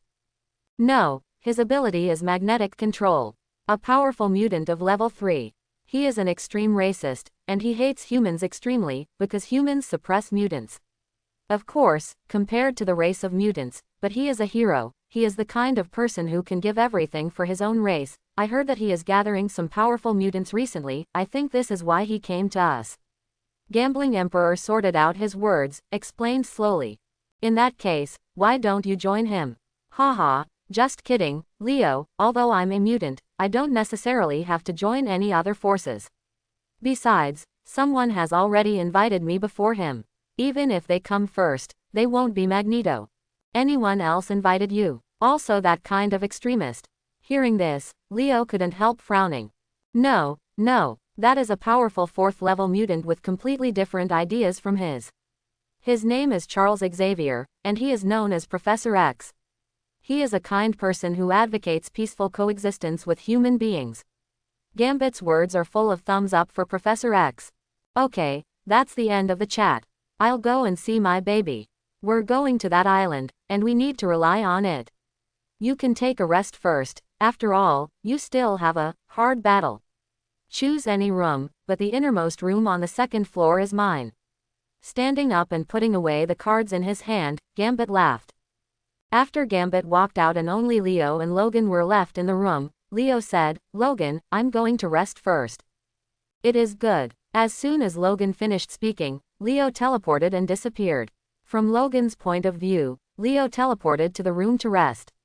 The real situation is, let go of that girl.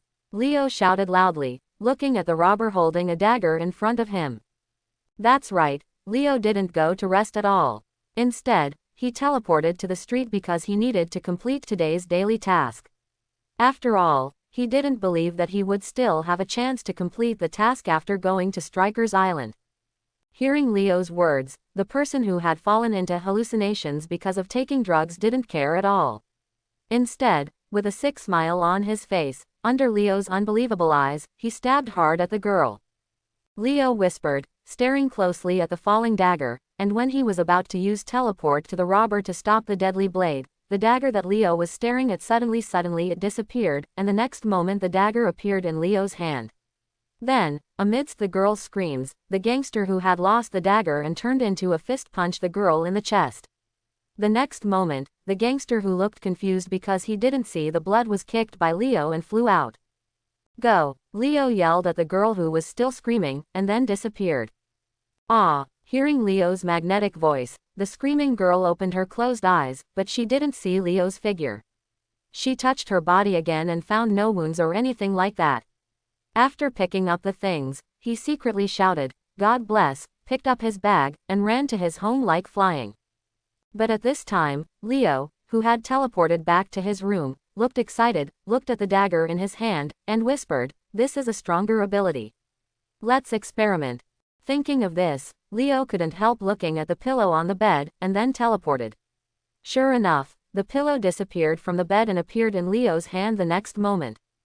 Haha, laughed happily. Following Leo's continuous experimentation, he finally determined that after the evolution of this ability, the range within which he could teleport things was under 10 kilograms, and no larger than half a cubic meter. Leo, let's go. At this moment, Logan's voice sounded outside the door, his words were full of impatience. Chapter 11. In the dark night, the three of Leo took Gambit's precious plane. After a long flight that almost made Logan collapse, the three of them came to the island where Stryker did his experiment, 3 Mile Island. It's here, 3 Mile Island. Pointing to the island below, Gambit sighed endlessly, as if thinking of his miserable life as a test product. It's a good way to hide the truth. Looking at the huge nuclear reactors below, Leo couldn't help sighing. Yeah, no one dares to approach those reactors. Most people think that the radiation there will turn people into monsters. Gambit nodded, with a trace of disappointment. Just like you, Logan said. Correct. Hearing Gambit's words, the three of Leo fell silent. After all, the three of them here are what people call monsters. Okay, it's now. Good luck. A moment later, looking at the island below, Gambit broke the silence. Leo, it's up to you. No problem, Logan. In response, pressing on Logan's shoulder, Leo launched teleportation, and the next moment, the figures of the two disappeared on the plane. Phew, it's so convenient. After whistling, Gambit looked envious. In the darkness, Leo and Logan appeared suddenly, and then Logan complained, Leo, can't you just teleport over here? You know I hate those iron wings. You know Logan, my ability can't take us to places I don't know, unless I know that place. Leo responded in a low voice, patting Logan on the shoulder. Okay, I see. Fortunately, when I go back, I can take the Leo ride. Logan waved his hand with a smile on his face. Hee, act quickly. Hearing this, Logan nodded, and led Leo to explore the experimental base that Gambit had told them before. At the same time, in the experimental base, a middle-aged man in a white coat with a little gray hair was anxiously watching the progress of the experiment on the test bench. How is it? How long will it be? The man asked anxiously. A few more hours, Colonel Stryker. Hearing this, Stryker couldn't help feeling a little anxious, because he had already seen Leo sneaking in from the surveillance screens all around him. Stepping gently in the dark, Leo followed Logan, observing the surroundings silently. At this moment, Logan made a hide gesture, and Leo saw finally. He flashed his body and teleported to a corner, and then Leo saw two soldiers dragging an unconscious man in, and then locked the man in a special cage. Leo glanced roughly. There are more than 20 such cages, and all of them are mutants.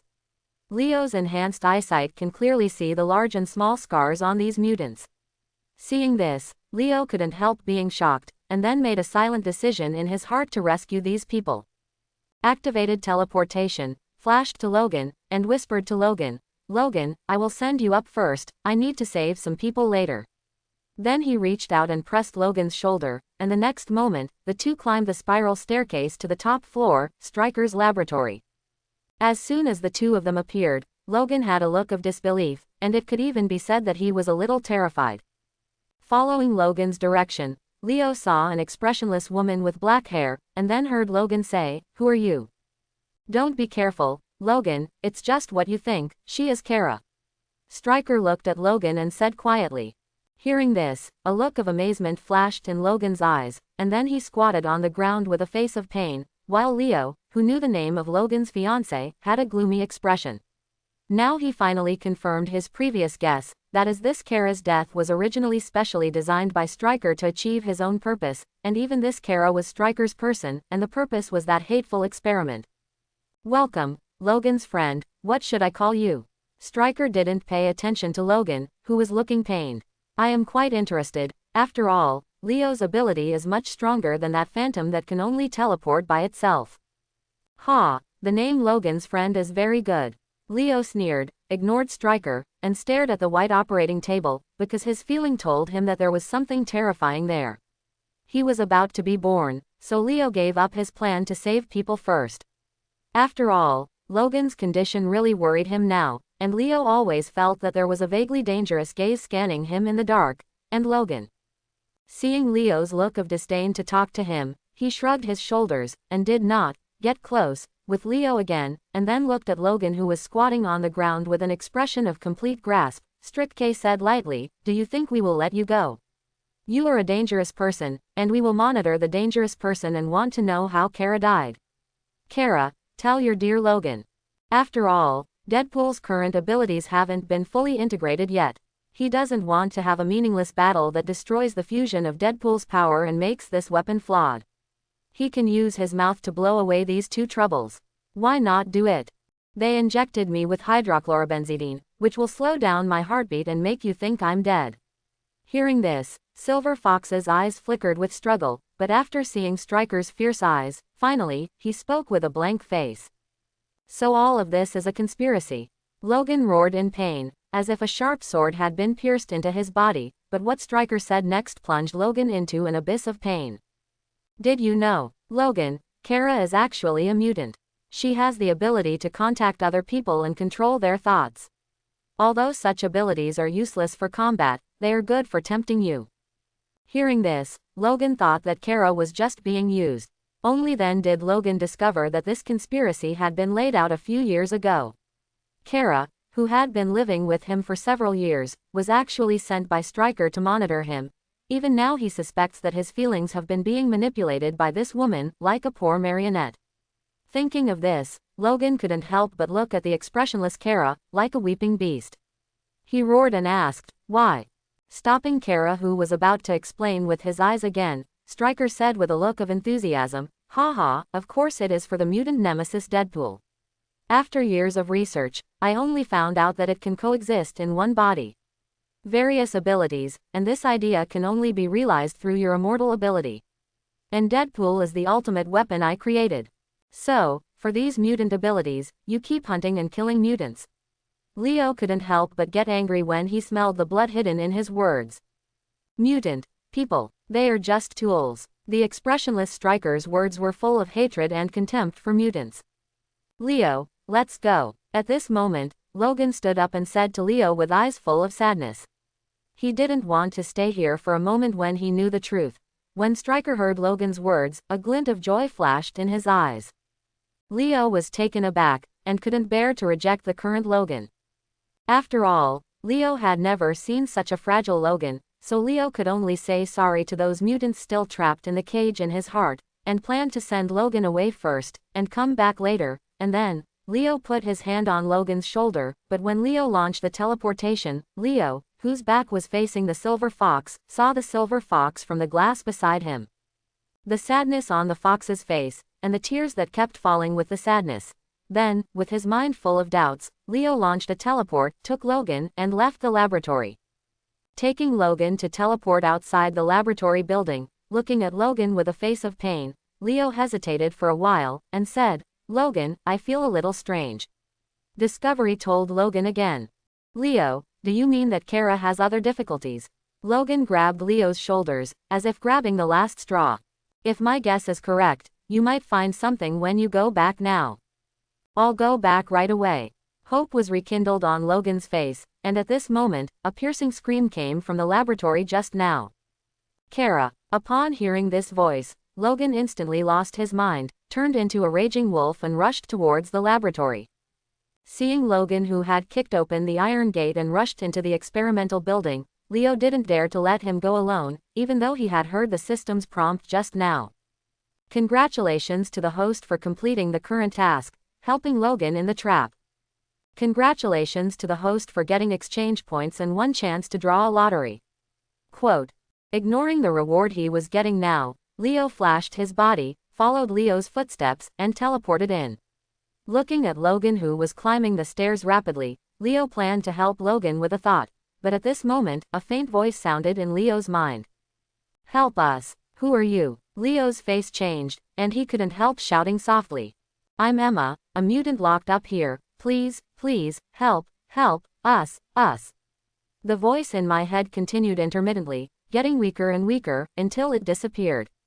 At this time, in the prison where the mutants were held in the Stryker laboratory, Emma was kneeling on the ground with a pale face. The telepathy just now consumed her a lot of physical strength, and even now her head is aching. She's not sure if the conversation just now would help her get out of this hellish place, but this was the only outsider she sensed after she had just recovered a little bit of power. She didn't even know if that person was good or bad, but she has no choice. As long as he can help her regain her freedom and stop being treated like a guinea pig, then even if the person outside is a devil, she will follow in his footsteps. Just as she was thinking this way, a strange voice sounded in the lifeless prison. Did someone call for help just now? Who is Emma? It was Leo who came here. He originally planned to rescue the mutants here. Although he was a little worried about Logan's safety, but after thinking about Logan's undead power and the fact that there were only some researchers and a Stryker there, Leo decided to rescue the mutants first. Perhaps it was because Stryker had great confidence in his special cages, so there was not a single soldier guarding them. Hearing Leo's voice, all the mutants in the prison looked numbly at Emma's position. In their view, Leo was just a hateful running dog who took them to do experiments, until they saw Leo use teleport. With a slight smile and a flash of his body, Leo appeared in the cage where Emma was held. Looking at the woman kneeling on the ground in front of him, there was a flash of surprise in his eyes. Her beautiful blonde hair was coiled on her head, revealing her beautiful face. A stunning face, and at this time a pair of big light blue eyes were looking at Leo with excitement, and even because of being too excited, Leo found that fine diamonds began to appear on Emma's body, bright and beautiful. Incomparable. It's really beautiful. Looking at Emma, the diamond man in front of him, Leo gave a heartfelt praise. Hearing this, Emma was taken aback, and the diamonds on her face flashed a faint red light. Let's go. There's still fighting up there. Leo smiled faintly, and stretched out his hand to Emma. Stretching out her hand to Leo, Emma, who was already stunned, let Leo pull her up, and even she felt that Leo in front of her was a little unreal, until Leo used teleportation to take her out of the cage that restricted her. She threw herself into Leo's arms with a look of surprise on her face, and said with full of excitement, "Thank you, thank you." No need. Leo gritted his teeth, and there was a dull pain where he was hit by Emma, who was dressed in diamonds.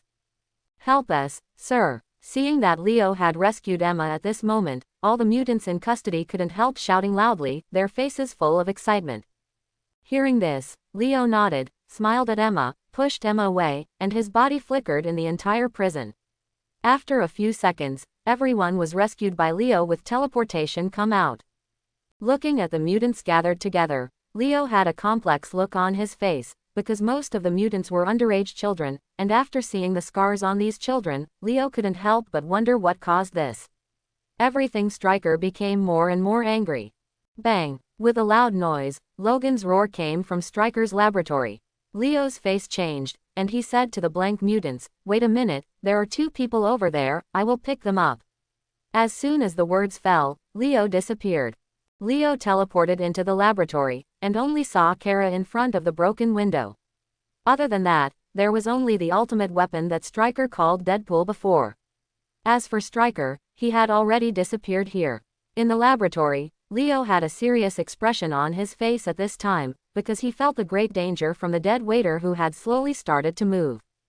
As soon as his face changed, Leo came to the experimental table, wanting to nip this danger in the bud, so he picked up the scalpel scattered on the operating table, and stabbed Deadpool's heart fiercely. The sharp scalpel penetrated Deadpool's body, bringing up a splash of blood, but then Leo discovered that the bloody hole pierced by the scalpel was recovering rapidly. This is Logan's ability. Seeing this, Leo cursed in a low voice, and immediately planned to use the sharp scalpel to cut off the Deadpool's head, but at this moment Deadpool's cold eyes that lacked a trace of humanity were overwhelmed. After staring at Leo, a sense of danger rose in Leo's heart, and without a trace of hesitation, the teleportation quietly started. Boom! As soon as he left, a beam of red light shot out from Deadpool's eyes, then penetrated the roof and shot into the sky with scorching heat. Seeing Deadpool staring at him with those dangerous eyes again, Leo's expression changed, and he teleported to Kara, grabbing Kara and disappearing. The next moment, the dangerous ray once again shot from the shattered window, shooting straight through the opposite wall. Go, Logan! The ultimate weapon is about to fully awaken. Seeing Logan, who knocked out the saber-toothed tiger, Leo rushed over with Kara, reached out and pressed Logan's shoulder, and was about to start teleporting. JavaScript. Logan, save my sister, please. Carla looked anxious. Leo. Logan hesitated and looked at Leo. I know it's there. Leo nodded, thinking of Deadpool, who had almost fully recovered his body control. He was very anxious, and then teleported, leading the 2 of them to the prison. As soon as she appeared, Carla rushed to Emma's side and shouted excitedly, "Emma," and Emma was also sobbing. Although I don't want to interrupt the joy of your sister's reunion, there will be something terrifying to hunt down soon. Leo raised his eyebrows and said, "Go." Although he didn't know what Leo was talking about, Logan urged the sisters because of his trust in Leo, and then took the lead, broke open the door with his sharp claws, and rushed out. Old friend. Quote. As soon as he ran to the gate with a group of mutants, he saw that the closed gate was slowly opening, and the people who walked out gave Leo an urge to scold his mother. There is a big bald head on the well-proportioned body, and the mouth is not visible on a face full of scars, but after careful identification, it turns out that his mouth was tightly sealed. His eyes were indifferent, like a controlled robot, slowly walking towards Leo and the others step by step. Deadpool. Wade. Seeing the person coming, Leo and Logan cried out one after another, and then they looked at each other, and Logan called out, "Wade. Is that you?" Logan, look at his mouth, how do you want him to answer? Seeing the still silent Deadpool walking step by step with that mechanical footsteps, Leo reminded speechlessly. "Oh, Wade, it seems that Stryker has finally figured out a way to shut up your chatter forever," Logan said solemnly, then clenched his hands into fists, and slowly stretched out a pair of Edmund's sharp claws. Deadpool slightly measured his head, looked at the sharp claws in Logan's hand, seemed to be thinking for a while, and then under the shocked eyes of Leo and Logan, two slender blades protruded from the middle finger, just it seems that two samurai swords grow from the body. Looking at the familiar texture, Leo couldn't help saying weakly, "Adamantium alloy." "Let's go. Leo, take them out of here first," Logan said solemnly to Leo, and as soon as the words fell, he rushed towards Deadpool. "Let's go," shouted to the panic-stricken mutant children, and after protecting the children from the battlefield, Leo, who was following behind the children, saw that no one noticed him, teleported and came again the battlefield of Logan and Deadpool. As soon as he appeared, he saw Deadpool's knife stabbing into Logan's ribs, and then Leo's figure flashed, teleported to Deadpool's side, and threw a powerful whip kick at Deadpool's head. Crack! With the sound of broken bones, Deadpool, who was kicked away by Leo, lay on the ground, looking at the head that had rotated 180 degrees. Leo said, "It's solved." "What a beautiful idea." Looking at the Deadpool who had climbed up, Logan responded. At this moment, Leo saw the Deadpool with his back turned to them, staring at them with those dangerous eyes. "Hurry up and hide." With a loud roar, Leo teleported away, and Logan quickly jumped to the side. Before Logan could ask why, two scorching rays appeared from Deadpool's eyes the next moment, answered for Leo. Logan cursed in a low voice, turned over and hid behind the wall, and then Leo teleported out. "What are you doing back here? I don't want him to cut off your head." Leo smiled faintly. "Leo." Just when Logan was about to speak, Leo's face changed, and then he pulled Logan to teleport away. Boom. As soon as he left, a red ray penetrated the wall. Seeing this, Leo couldn't help taking a breath. It's not that Leo doesn't want to teleport away with Logan, but that those children haven't escaped just now. If they leave at this time, one can imagine what will happen to those children. Boom, boom, boom. Hot rays shot out continuously, so that Leo and Logan could only dodge passively. During the dodge, Leo saw some bullets dropped by soldiers, and then Leo's eyes, as soon as it lit up, he took those bullets to his hand with teleportation. Looking at Deadpool, who was still standing there like a turret firing hot rays, the corners of Leo's mouth slightly raised, and then under Logan's puzzled gaze, Leo threw the bullet, and then Logan saw that the bullet thrown by Leo just now disappeared, and when it reappeared, it had reached centimeters from the middle of Deadpool's forehead, and then brought all the strength of Leo's body, suddenly drilled in. Seeing the bloody hole on Deadpool's forehead, Logan was taken aback for a moment. You must know that Deadpool was able to block bullets from more than a dozen machine guns with two knives before he was transformed, but now he was shot by Leo's bullets. Thinking of this, Logan couldn't help swallowing and asked, "What is this?" "Some tricks of my ability." Leo smiled faintly. The technique he just used was the attack that Leo made with his evolved ability. The bullet thrown by Leo has no flight time at all, which reduces the enemy's reaction time and achieves the effect of increasing the hit rate. Moreover, under the blessing of Leo's own strength, the bullet is faster than some firearms. Bullets are more powerful. Dead. Looking at Deadpool, who was standing still, Leo whispered. "That's a beautiful thought," Logan said again, and then saw the blood hole on Deadpool's head healed quickly, and even the bullet was squeezed out.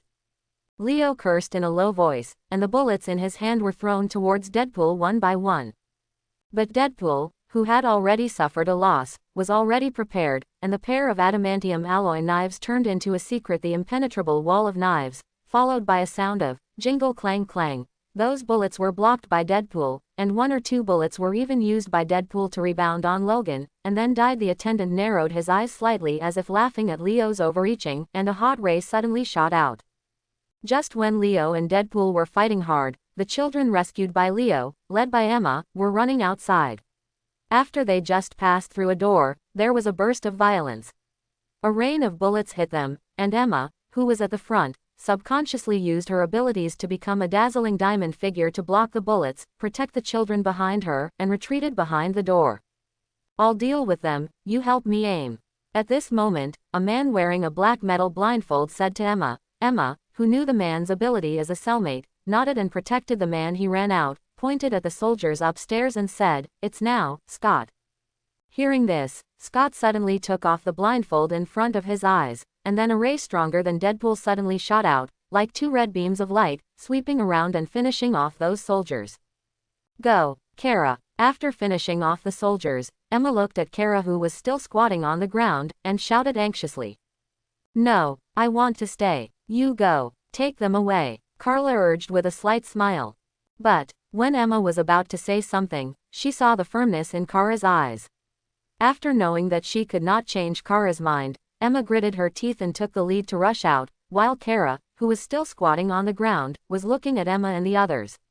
After disappearing, she let go of her hand, covering her waist with a bitter face, and then a bullet hole appeared in her waist, and blood was slowly flowing out. "Where are you going?" At a fork, Emma couldn't help uttering anxiously, but at this moment, Scott pointed to the road on the right and said, "This way." Then he took the lead and rushed out. When he heard Emma couldn't help being taken aback by saying this.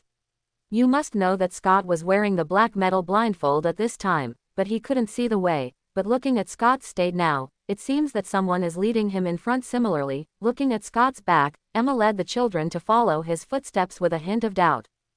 Just as Emma thought, now Scott is indeed being guided by someone.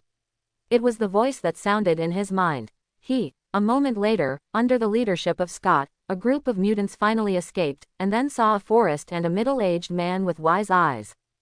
"You are." Emma rushed out of the passage, looking at the gentle middle-aged man in front of her. Emma's face was full of vigilance. "I'm Professor X." The middle-aged man smiled gently.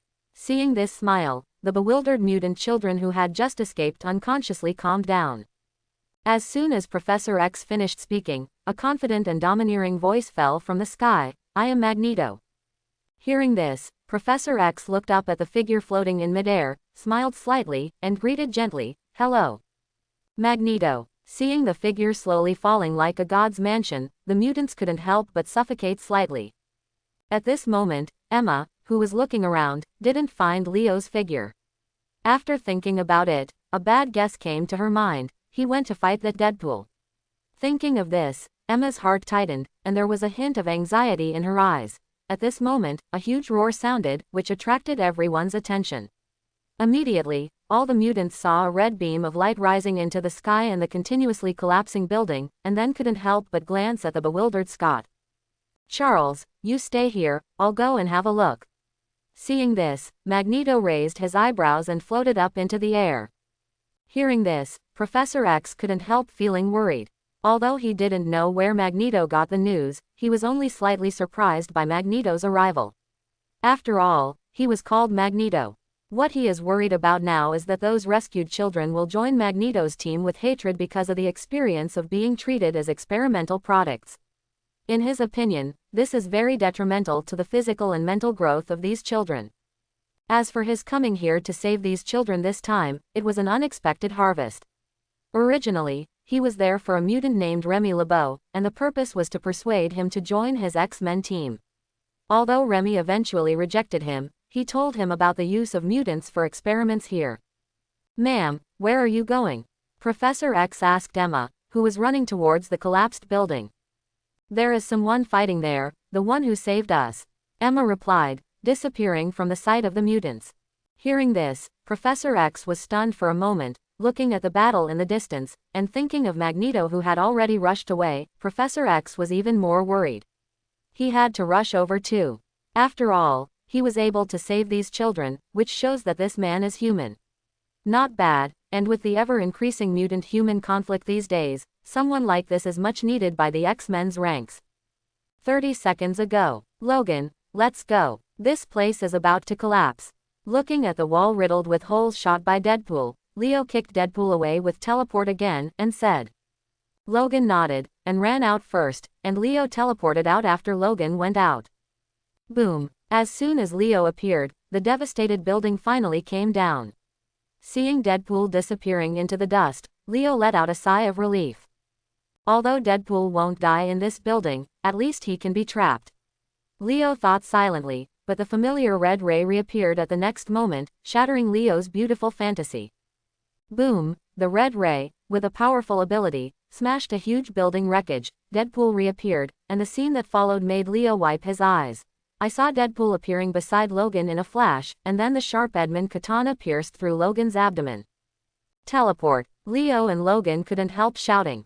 Deadpool flashed his body, with a splash of blood, drew out his weapon, and then used teleportation to launch a frenzied attack on Logan, leaving dense scars on Logan's body, with bone-deep scars. The sharp claws intersected with the samurai sword, and the sparks shot in all directions. It was the bloodstains of the two who kept flying. Seeing the two people's battle of wounds for wounds, Leo could only feel helpless, and there was no room for meddling. In the battle, he can also use teleportation as a means of surprise attack to cause some damage to Deadpool, but now, Deadpool has also revealed his teleportation ability, which is for Leo whose fighting skills are not as good as Deadpool's. It is said that as long as Leo teleports there, he may face the ending of being cut in half by Deadpool's sharp samurai sword in the next second. Was this guy playing tricks on us just now?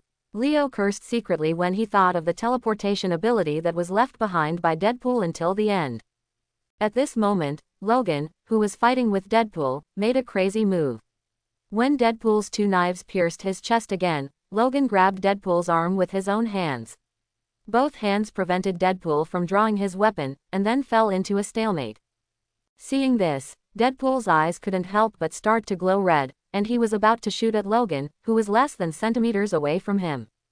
Good opportunity. Leo's eyes lit up. Before the red light was emitted, his body flashed, and he moved to the back of Deadpool.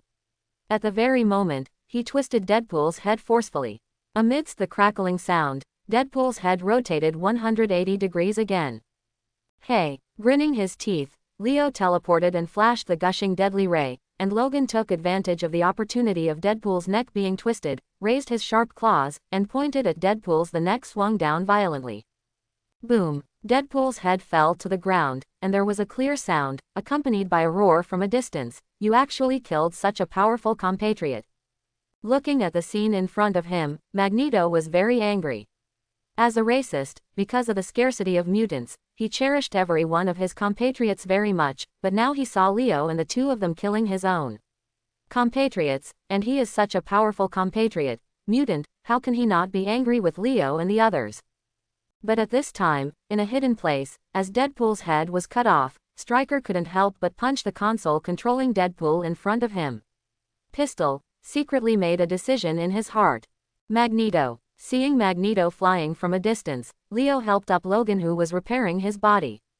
He was startled, and was about to teleport away from here, but the next moment, Leo felt a wave and inexplicable force interfered with his ability, and his teleportation actually failed.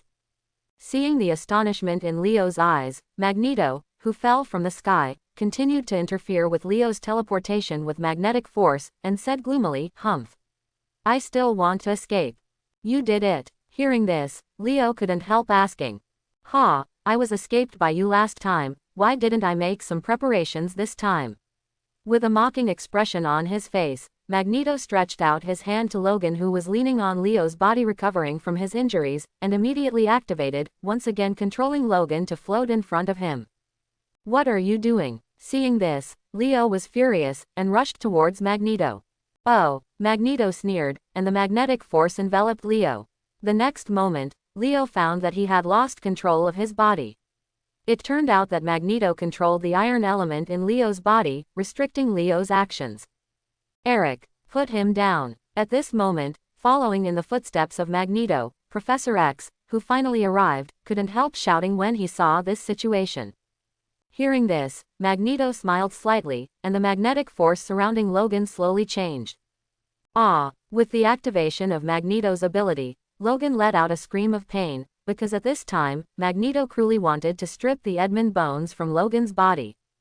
Logan, looking at the claws that had been retracted by Logan, which were slowly stretched out again under the control of Magneto, and the blood beads constantly oozing from the surface of Logan's skin, at this moment, he could only watch helplessly. Leo was shocked and angry. "Eric, stop, you will kill him like this." For Magneto wearing a helmet, even if he wanted to help Wolverine, Professor X was powerless and could only use words to dissuade him. "Ha, Charles, you are still so weak. I just taught this beast that killed my fellow man a lesson. Don't worry, he won't die." "Hello, sir, I am Professor X, you can call me Charles." At this moment, a gentle voice sounded in Leo's mind. "Professor X, Remy mentioned you. He said you are a powerful 4th-level mutant. You saved Logan, the man we killed just now. He is not a mutant at all, his mutant abilities all are the results of Stryker's experiment." Leo said to Professor X in his mind. "I also wanted to save Logan, but the helmet on Eric's head blocked my mind control." Professor X's words were full of helplessness. "Helmet, maybe I can try it." Leo's eyes lit up when he heard Professor X's words. At this time, not far away, where Leo didn't notice, Stryker was installing a silencer device on a pistol loaded with special bullets. For a weapon that he created and could not control, in his definition, it is a failure. Then he has to destroy it. Although Leo couldn't use teleportation to escape Magneto's control at this time, after hearing Professor X's words, hope surged in his heart, and he prayed in his heart, "I hope this Magneto didn't set up a magnetic field around his body." Immediately, he used his ability on the helmet worn by Magneto, and the next moment, the dark helmet disappeared from Magneto's head, and appeared in Professor X's hand according to Leo's idea.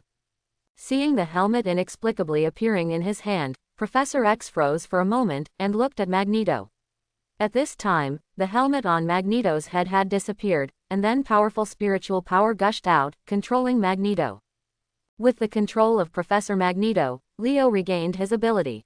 Looking at Logan who lost the control of Magneto and fell from the sky, Leo teleported over and helped Logan who was covered in blood. Unexpectedly, your ability can go so far. Magneto stood there expressionless, his eyes full of praise for Leo. "Leo, thank you." Although his whole body was in pain, Logan still pushed Leo lightly, and stood up straight staggeringly. Seeing Logan's painful and exhausted face, Leo's face turned cold, and he rushed towards the Magneto King controlled by Professor. "Don't be impulsive, young man. It's wrong for Eric to do this, but I still beg you to forgive him." With this gentle voice in his head, Leo lost control of his body. "Just beg me to forgive Magneto." Hearing Professor X's words, Leo responded with an extremely cold voice. At this moment, he finally knew that in this world, even this so-called forgiveness is imposed on you by those strong men. The only choice, in the final analysis, is because he has no power now, not enough power to guarantee him other choices. Hearing this, Professor X's eyes flashed with regret, but he still controlled Leo's body. Chick. At this moment, a bullet that did not attract anyone's attention flew across the air with an indiscernible sound. Accompanied by this undetectable sound, a deep wound appeared on the back of Logan's head, and a trace of silver-white metal could be faintly seen in the wound, and then the wobbly Logan turned over and fell to the ground with a boom. Seeing such a situation, the three people present were a little stunned. Professor X couldn't help but let go of his control on Leo, and then powerful spiritual power swept around. "Logan!" Leo yelled, and rushed to Logan, looking at the wound that almost pierced through the back of Logan's head. Although he knew that Logan's healing ability was very strong, he didn't know that it pierced through the head like this. Can Logan survive if his brain is destroyed? Reaching out to Logan's nose, feeling Logan's stopped breathing, Leo's heart was icy cold. Then he raised his head and glanced around, moving his body, full of anger. He kept teleporting, trying to find the one who did it. But at this moment, Professor X showed a hint of hesitation on his face, because he had found the shooter and had controlled his actions. "Haha, Charles, what, are you going to kill me? Kill me like Jason killed his mother?" Stryker hid in an inconspicuous corner, roaring loudly in his mind. "About Jason, all I can say is I'm sorry, but you shouldn't have shot this man," Professor X said with a rare hint of anger in his tone. "Haha, I want to do the same," Stryker sneered. At this moment, Professor X, who thought Logan was dead, discovered that Logan's corpse had moved, and after only a few breaths, Logan sat up with a confused face. "Who am I?" Looking at the two middle-aged men standing still in front of him, Logan asked loudly. "Your name is Logan, don't you remember?" Hearing this, Professor X, who knew Logan's name from Leo's address just now, said in surprise. "Logan, is this my name? Why can't I remember?" Logan stood up with a confused look on his face, and after hearing the alarm from a distance, he ran away with a confused look on his face. Go. Where are you going, Logan? Professor X asked in Logan's mind. I don't know, but I don't want to be with you two who look like lovers. Logan responded, leaving Charles completely stunned. Lover, Eric and I. Hearing Logan's teasing words, Professor X almost bit off his tongue. Listening to the sirens from far and near, Magneto, who was released by Professor X, did not continue to embarrass Logan, because Professor X had already told him the identity of Deadpool by telepathy just now. Reaching for his helmet, and pointing at the collapsed building, Magneto said, "We should go. The human police are here. I don't want to attract the attention of those police, and it doesn't belong to me to add a point to my head. My guilt, although I don't care." Then he took Professor X into the sky and disappeared. As for Stryker, the moment Professor X saw Logan get up, he let go of his control on Stryker. At this moment, Stryker was standing beside a woman. Afterwards, Kara, who lost a lot of blood and passed out, looked at the unconscious Kara. A thoughtful look flashed in Stryker's eyes, and then a cold smile appeared on the corner of his mouth, and he left here with the unconscious Kara. And in the ruins at this time, the headless Deadpool, whose head was cut off by Logan, everyone thought dead, stretched out his hand to press the head that fell aside, and then picked it up. His head was placed on his neck, and after a sound of flesh and blood healing, he disappeared with a look of frenzy. An angry Leo kept teleporting around, trying to find the murderer who killed Logan, but he didn't know that Logan, who he thought was dead, had already left here alive and kicking. Finally, when Leo was exhausted, he returned to the place where Logan died, but found that there was nothing there, and Logan's corpse was gone. While he was wondering, a beautiful figure appeared in Leo's vision. Emma, Leo murmured, looking at the person who seemed to be shining brightly under the sun. Looking at Leo standing in front of him, who was staring blankly at him, a beautiful red cloud appeared on Emma's fair and pretty face. She reached out and stroked a strand of naughty hair to her ear, and asked, "What are you doing? What are you thinking?" Logan disappeared. Leo's voice was full of grief. Disappeared? Where did he go? Emma asked suspiciously. It's not running, just now. Hearing this, Leo smiled wryly, and told Emma what happened just now. Is this like this? Emma frowned when she heard Leo's words. After thinking for a moment, a smile appeared slightly, and she said to the dejected Leo, "Logan should not be dead." What? Leo was shocked when he heard this. When I was caught by Stryker for an experiment before, my ability once invaded his mind. Although my ability dropped to the lowest point because of my experiment at that time, and I failed to control him, I still peeped at him. Got some of his memories. What memory? Because this memory is full of Stryker's unwillingness, so I remember it so deeply. If I remember correctly, the special bullet can only destroy Logan's brain and make him lose his memory, but cannot kill him. That is to say, there is a great possibility that Logan walked away from here by himself. Really? That's great. Hearing this, the haze of losing his friend disappeared in Leo's heart. Although he doesn't know where Logan has gone, at least he is alive. Thinking of this, Leo's face reappeared. Smiling, his eyes turned to Emma, looking at the charming brilliance under the sun. Emma, who looked like a sun goddess, couldn't help being stunned, and then said blankly, "Emma, you are so beautiful." PFF. Hearing this, Emma laughed unconsciously at Leo's stupefied look, and beautiful ripples appeared in her eyes. Emma, let's go. Go there, home. Thinking of the old Paul and his wife, Leo felt warm in his heart. Home. Emma was taken aback, and couldn't help but think of the missing Carla, and then said bitterly, "Where can one count as home?" When Leo heard this, the smile on his face instantly froze.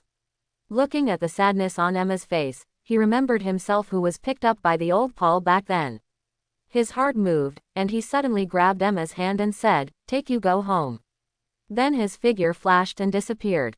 At this time, the town where the old Paul and his wife lived. "Paul, why haven't Leo and the others come back?"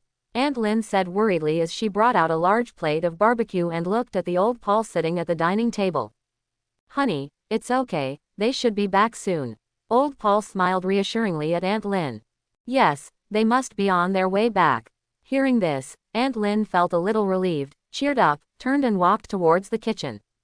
Looking at his wife's back, the smile on old Paul's face disappeared, and there was also a hint of worry in his eyes. At this moment, there was a knock on the door. Old Paul was taken aback when he heard the knock on the door. You must know that they don't have many friends in this town. In doubt, old Paul trotted open the door.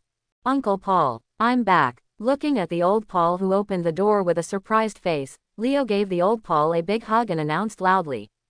Leo. Before old Paul could speak, Aunt Lynn yelled and rushed out of the kitchen. Aunt Lynn, I smell the aroma of barbecue. Seeing the excited look on Aunt Lynn's face, Leo felt warm in his heart. He sniffed and showed a gluttonous expression. Come in. Seeing this, the old Paul smiled slightly, moved away from the door, and urged. Well, Uncle Paul, Aunt Lynn, Logan has returned to his hometown. Let me tell you that I am very grateful for your care. Afraid that the old couple would ask about Logan later, Leo could only say something white lie. Logan, he's gone, why didn't he come to say goodbye? Aunt Lynn looked lonely. He's in a hurry. By the way, Aunt Lynn, we have a new guest today. Seeing the disappointment on Aunt Lynn's face, Leo felt moved, took 2 steps to the side, and pulled out Emma who was hiding aside. Emma, this is Uncle Paul and Aunt Lynn. Aunt Lynn, Uncle Paul, her name is Emma. Pushing Emma in front of him, Leo introduced. Come in, don't tell me if you have guests. Aunt Lynn gave Leo a reproachful look, then led Emma, who was restrained, to the dining table. Leo. As soon as the door was closed, Leo heard old Paul shouting softly, turned his head, and saw old Paul giving him a thumbs up with winking eyes. Seeing old Paul's picture, you look very powerful, Leo was stunned, then understood what he meant, glanced at Emma, and said to old Paul, Emma and I are just ordinary friends. Old Paul was taken aback when he heard the words, grinned, and walked towards the dining table with disbelief in his eyes. After an unusually warm dinner, Aunt Lynn arranged Emma in Leo's room on the sofa in the living room. After leaving a quilt for Leo on the sofa, she walked into the bedroom. Lying on the sofa, Leo remembered the reward for completing the task before. When he wanted to contact the system, Emma opened the door and walked over. What's wrong, Emma? Leo asked softly after turning over and sitting up.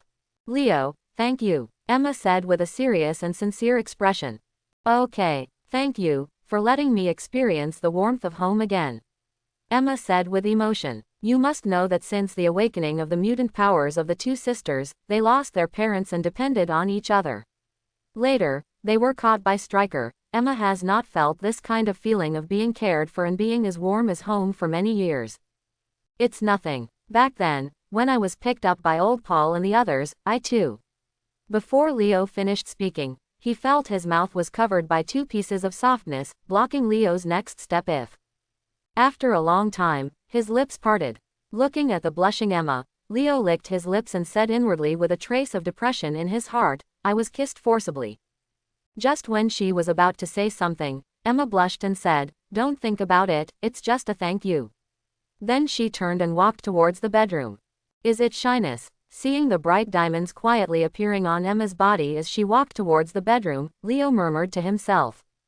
Touching his lips, Leo contacted the system in his mind with a smile on his face.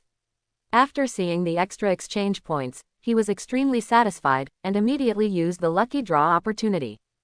Stop. Following Leo's thoughts, the rotating turntable stopped, and then the mechanical sound of the system sounded. Congratulations to the host for getting the mind power. Mind power, Leo murmured, the familiar electric sensation reappeared, and after a while, the electric current disappeared, and Leo opened his eyes. This feeling is really amazing. Seeing the sofa floating in the air, Leo had a hint of excitement on his face. He gently put down the floating sofa, and his figure flashed and disappeared into the room. He planned to find a place to test the sofa. New capabilities. Half an hour later, Leo reappeared with a surprised expression on his face. Leo was extremely satisfied with the newly acquired mental power, because under his test, this mental power could lift nearly tons of objects. Of course, it's just lifting it up. More importantly, he found that Neonly has many wonderful features compared to his teleportation. In addition to being used to attack, it can also build a solid defense for himself, and even use mind to fly. Excited all night, Leo got up from the sofa early in the morning. Although he couldn't fall asleep all night because of his excitement, Leo didn't feel tired at all. Looking at Emma and the others who hadn't gotten up yet, Leo planned to use his own thinking about doing something interesting. The corners of Leo's mouth curled up slightly, and he walked towards the kitchen. When the sun shone on Emma's face from the window, Emma woke up from a deep sleep. She had forgotten how long she hadn't slept like this. Thinking of this, she couldn't help but think of the source of all this. Leo. Why did you do that last night? Emma couldn't help but feel hot when she thought of the bold move last night. What is he doing now? Thinking of this, Emma recovered a lot of abilities and quietly activated, wanting to link with Leo. Emma, feeling the power of the mind power that also belongs to the spiritual power, quietly activated, blocking the power of the mind. It was discovered. Emma on the bed was stunned for a moment, and a trace of curiosity flashed in her eyes, because she never encountered such a thing when she used telepathy to link Leo at the Striker experimental base. Breakfast. At this moment, Leo's voice came over. Leo, why did you wake up so early today? Seeing the breakfast served by Leo, Aunt Lynn asked in surprise. Hearing this, Leo just smiled and didn't answer. He couldn't say that he wanted to try using his mind to make breakfast. It tastes good, Leo. After breakfast, the old Paul wiped his mouth comfortably and gave Leo a good review. Of course. Hearing this, Leo smiled confidently, looking at the three satisfied faces in front of him. Leo paused, and carefully expressed a thought that troubled him last night. Uncle Paul, I wonder if we can live in another city. Leo carefully observed the expressions of old Paul and Aunt Lynn. Change the city. Old Paul was stunned. Just when Leo thought that old Paul would be angry, old Paul said with a smile, of course. Your Aunt Lynn and I have long wanted to change places, but at that time it's just inconvenient for the two of us. Hearing this, Leo looked happy, looked at Aunt Lynn, and asked, what do you think, Aunt Lynn? You want to go there. As long as you don't think we two old guys are holding you back. Aunt Lynn smiled. New York, Leo announced loudly with a happy face. Time passed quickly. It has been more than 3 months since Leo and the others moved to New York. During these 3 months, many things happened. A house with 3 bedrooms and 1 living room finally let Leo get rid of the situation of sleeping on the sofa. Secondly, Emma has fallen in love with things like management and finance, and she is crazily acquiring knowledge in this category. She even entered the New York University Stern School of Business. Well, it must be admitted that she used some small tricks. The old Paul and his wife are also thoroughly familiar with the life here. As for Leo, he is very troubled now, because compared with the previous town, there are too many crimes here. Although he knows that he can ignore them after completing the mission, but I don't know if it is because he is used to it. As long as he sees it, he can't help but want to take care of it. Of course, during his continuous crackdown on criminals for more than 3 months, his reputation has spread within a small area of New York City. Maybe I'm becoming more and more like a hero. Leo touched his chin, thinking secretly, thinking of the grateful expression of the person who had just been saved thanking him. Leo couldn't help feeling a sense of satisfaction in his heart. At this moment, the system, which had been silent for a long time, rang. Congratulations to the host for achieving the achievement, 100 Days of Charity. Hereby reward the host with a chance to draw a lottery. Achievement description. As a rookie hero, you have already had a good start, and with your persistence, you have already gained a small reputation. Quote. And this thing. The system is so good this time. Leo, who had been caught in a lottery by the system for no reason, couldn't help being moved. The host triggers a new mission, fame. Mission description. Congratulations to you, rookie hero. You can already be called a hero, although you are only a rookie, then you need to be recognized by more people. Keep working hard, rookie. Task reward. Choose 1 power level +1. Seeing the introduction of this mission, Leo was stunned for a moment, with a strange expression on his face. After looking through the mission several times, he finally confirmed one thing, that is, the system didn't tell him the mission penalty this time, and there was no time limit. This doesn't feel right. Why is this system so human this time? Could it be that there is a bigger hole waiting for me? Thinking of this, Leo couldn't help breaking out in a cold sweat and his scalp tingling. At this moment, a prompt appeared again in the system. To congratulate the host for becoming a rookie hero, starting today, you will receive a benefit, starting today, you will get a chance to draw a lottery every year. This system is cramped. There is still such a good thing. Be cautious about this kind of thing.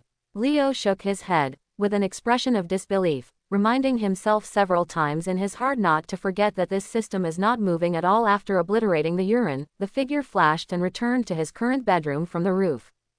Turn on the light, take off the mask that can only cover the upper half of the face bought for you on, put it on the table. Leo contacted the system, and then there was a trace of excitement in his heart, draw a lottery.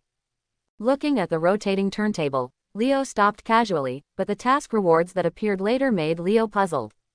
Congratulations to the host for getting the knowledge and invention experience of great inventor, Heimerdinger. Heimerdinger, who is that? Leo was puzzled, but at this moment, a large amount of information gushed out from the depths of Leo's mind, causing Leo's head to burst, excruciating pain, and then, boom, he fell to the ground with a sound. Well, I won't be asked who this Heimerdinger is. Heimerdinger, the great inventor, belongs to the magical continent of Valoran. He is the greatest scientist of the Yordles, one of the most famous scientists of his time, and the pioneer of many new scientific achievements, and his best field is technology. The field of magic is still being explored in depth. However, our Leo doesn't know this, and he is still in a coma. Hiss. Feeling the still aching forehead, Leo couldn't help taking a breath. Looking at the already slightly bright sky, Leo got up from the cold floor, and whispered, he passed out all night. Shaking his head that still felt swollen, Leo remembered the system prompt last night, saying that he had obtained the knowledge and invention experience of some great inventor Heimerdinger. Thinking of this, Leo's eyes lit up, and he began to think, check it out. Although I don't know who this Heimerdinger is, there is no doubt that he is a very awesome person. Looking at the technical missiles, storm grenades and other weapons in his mind, as well as the production methods of other robots, Leo opened his mouth wide and let out an exclamation. Although I'm not a scientist, I still understand the basic principles. Can magic symbols, magic circles, and magic elements really work? Leo looked weird after seeing the production methods of those inventions. Try it. In the end, Leo still felt that he should try it. At this moment, there was a knock on Leo's door. When he opened the door, he saw Emma, who was wearing a white women's shirt and a pair of light blue jeans, showing off the perfect curve of her lower body. Leo's eyes lit up and he said, "Morning. Emma, you are so beautiful today." Perhaps it was because of coming out of the shadow of the previous experiment, or because of getting along for a long time, Emma became less shy in front of Leo. If she heard this before, her cheeks would be flushed, but now Emma, after Ma heard this, she stretched out a slender finger, and gently picked Leo's chin, with a provocative look in her eyes, and slightly parted lips. Really? Gudong. Looking at Emma, who was full of temptation in front of him, Leo couldn't help swallowing with embarrassment. Heck, let's have breakfast. Seeing this, Emma smiled triumphantly and disappeared in front of Leo. It's becoming more and more like a fairy, Leo whispered, and followed Emma. After breakfast, because Leo was thinking about those miraculous inventions in his heart, he was a little taciturn. Finally, after the old Paul and Aunt Lynn exchanged glances, the old Paul said leisurely, "Leo, have you encountered any troubles?" No.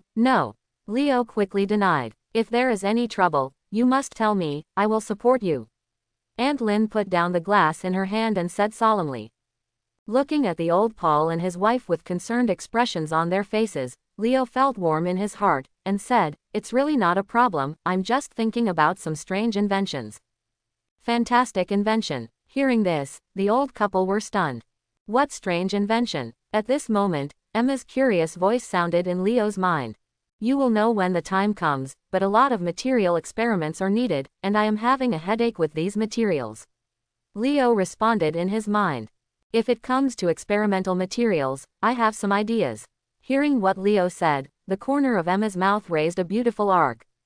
"Any solution? You'll know in a while," Emma responded with a hint of naughtiness. An hour later, in New York, in the largest research institution of Stark Industries. "This is really a good idea." Leo looked at the researchers passing by with a guilty conscience, and the corners of Leo's mouth twitched. "Don't worry, I have slightly modified the memory of the people here, and I will only regard you as an outstanding researcher here." Seeing Leo's guilty conscience, Emma explained with a smile on her face. Seeing the researchers passing by greet him in a friendly way, Leo let go of his worries and said, "Got it, Emma. Then I'm leaving. I still have to go to class." Waving her hand, Emma walked out under the leadership of the person in charge here, Montgomery Hall. After walking 2 steps, Emma found that the pretty female researcher was talking to Leo with a nymphal look on her face. She frowned, and the power of her heart rushed into the female researcher's mind. After seeing the female researcher leaving Leo with a cold face, the corner of her mouth twitched. A satisfied person walked out.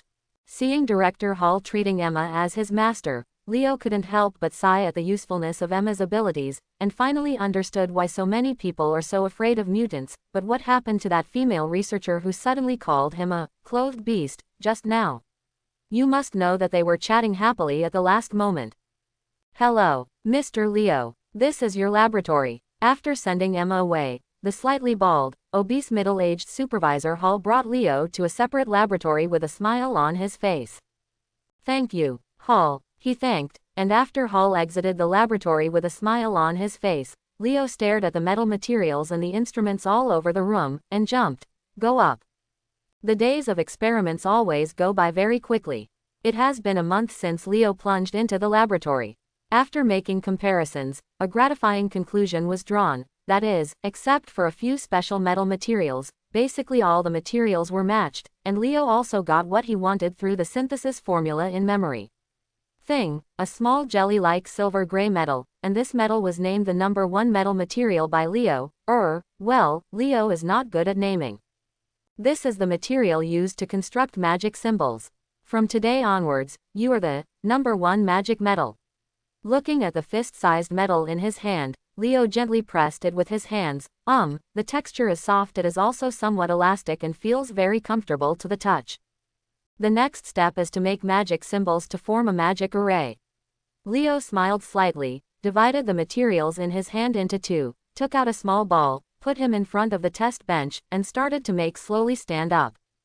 3 hours later, when he was about to complete the magic circle in his hand, Leo's hand shook slightly, and then the silver-gray magic circle sparked and burned. Failed. Leo was stunned for a moment. You must know that he has Heimerdinger's invention experience. Logically speaking, it is impossible to fail. Leo changed his mind and understood the reason.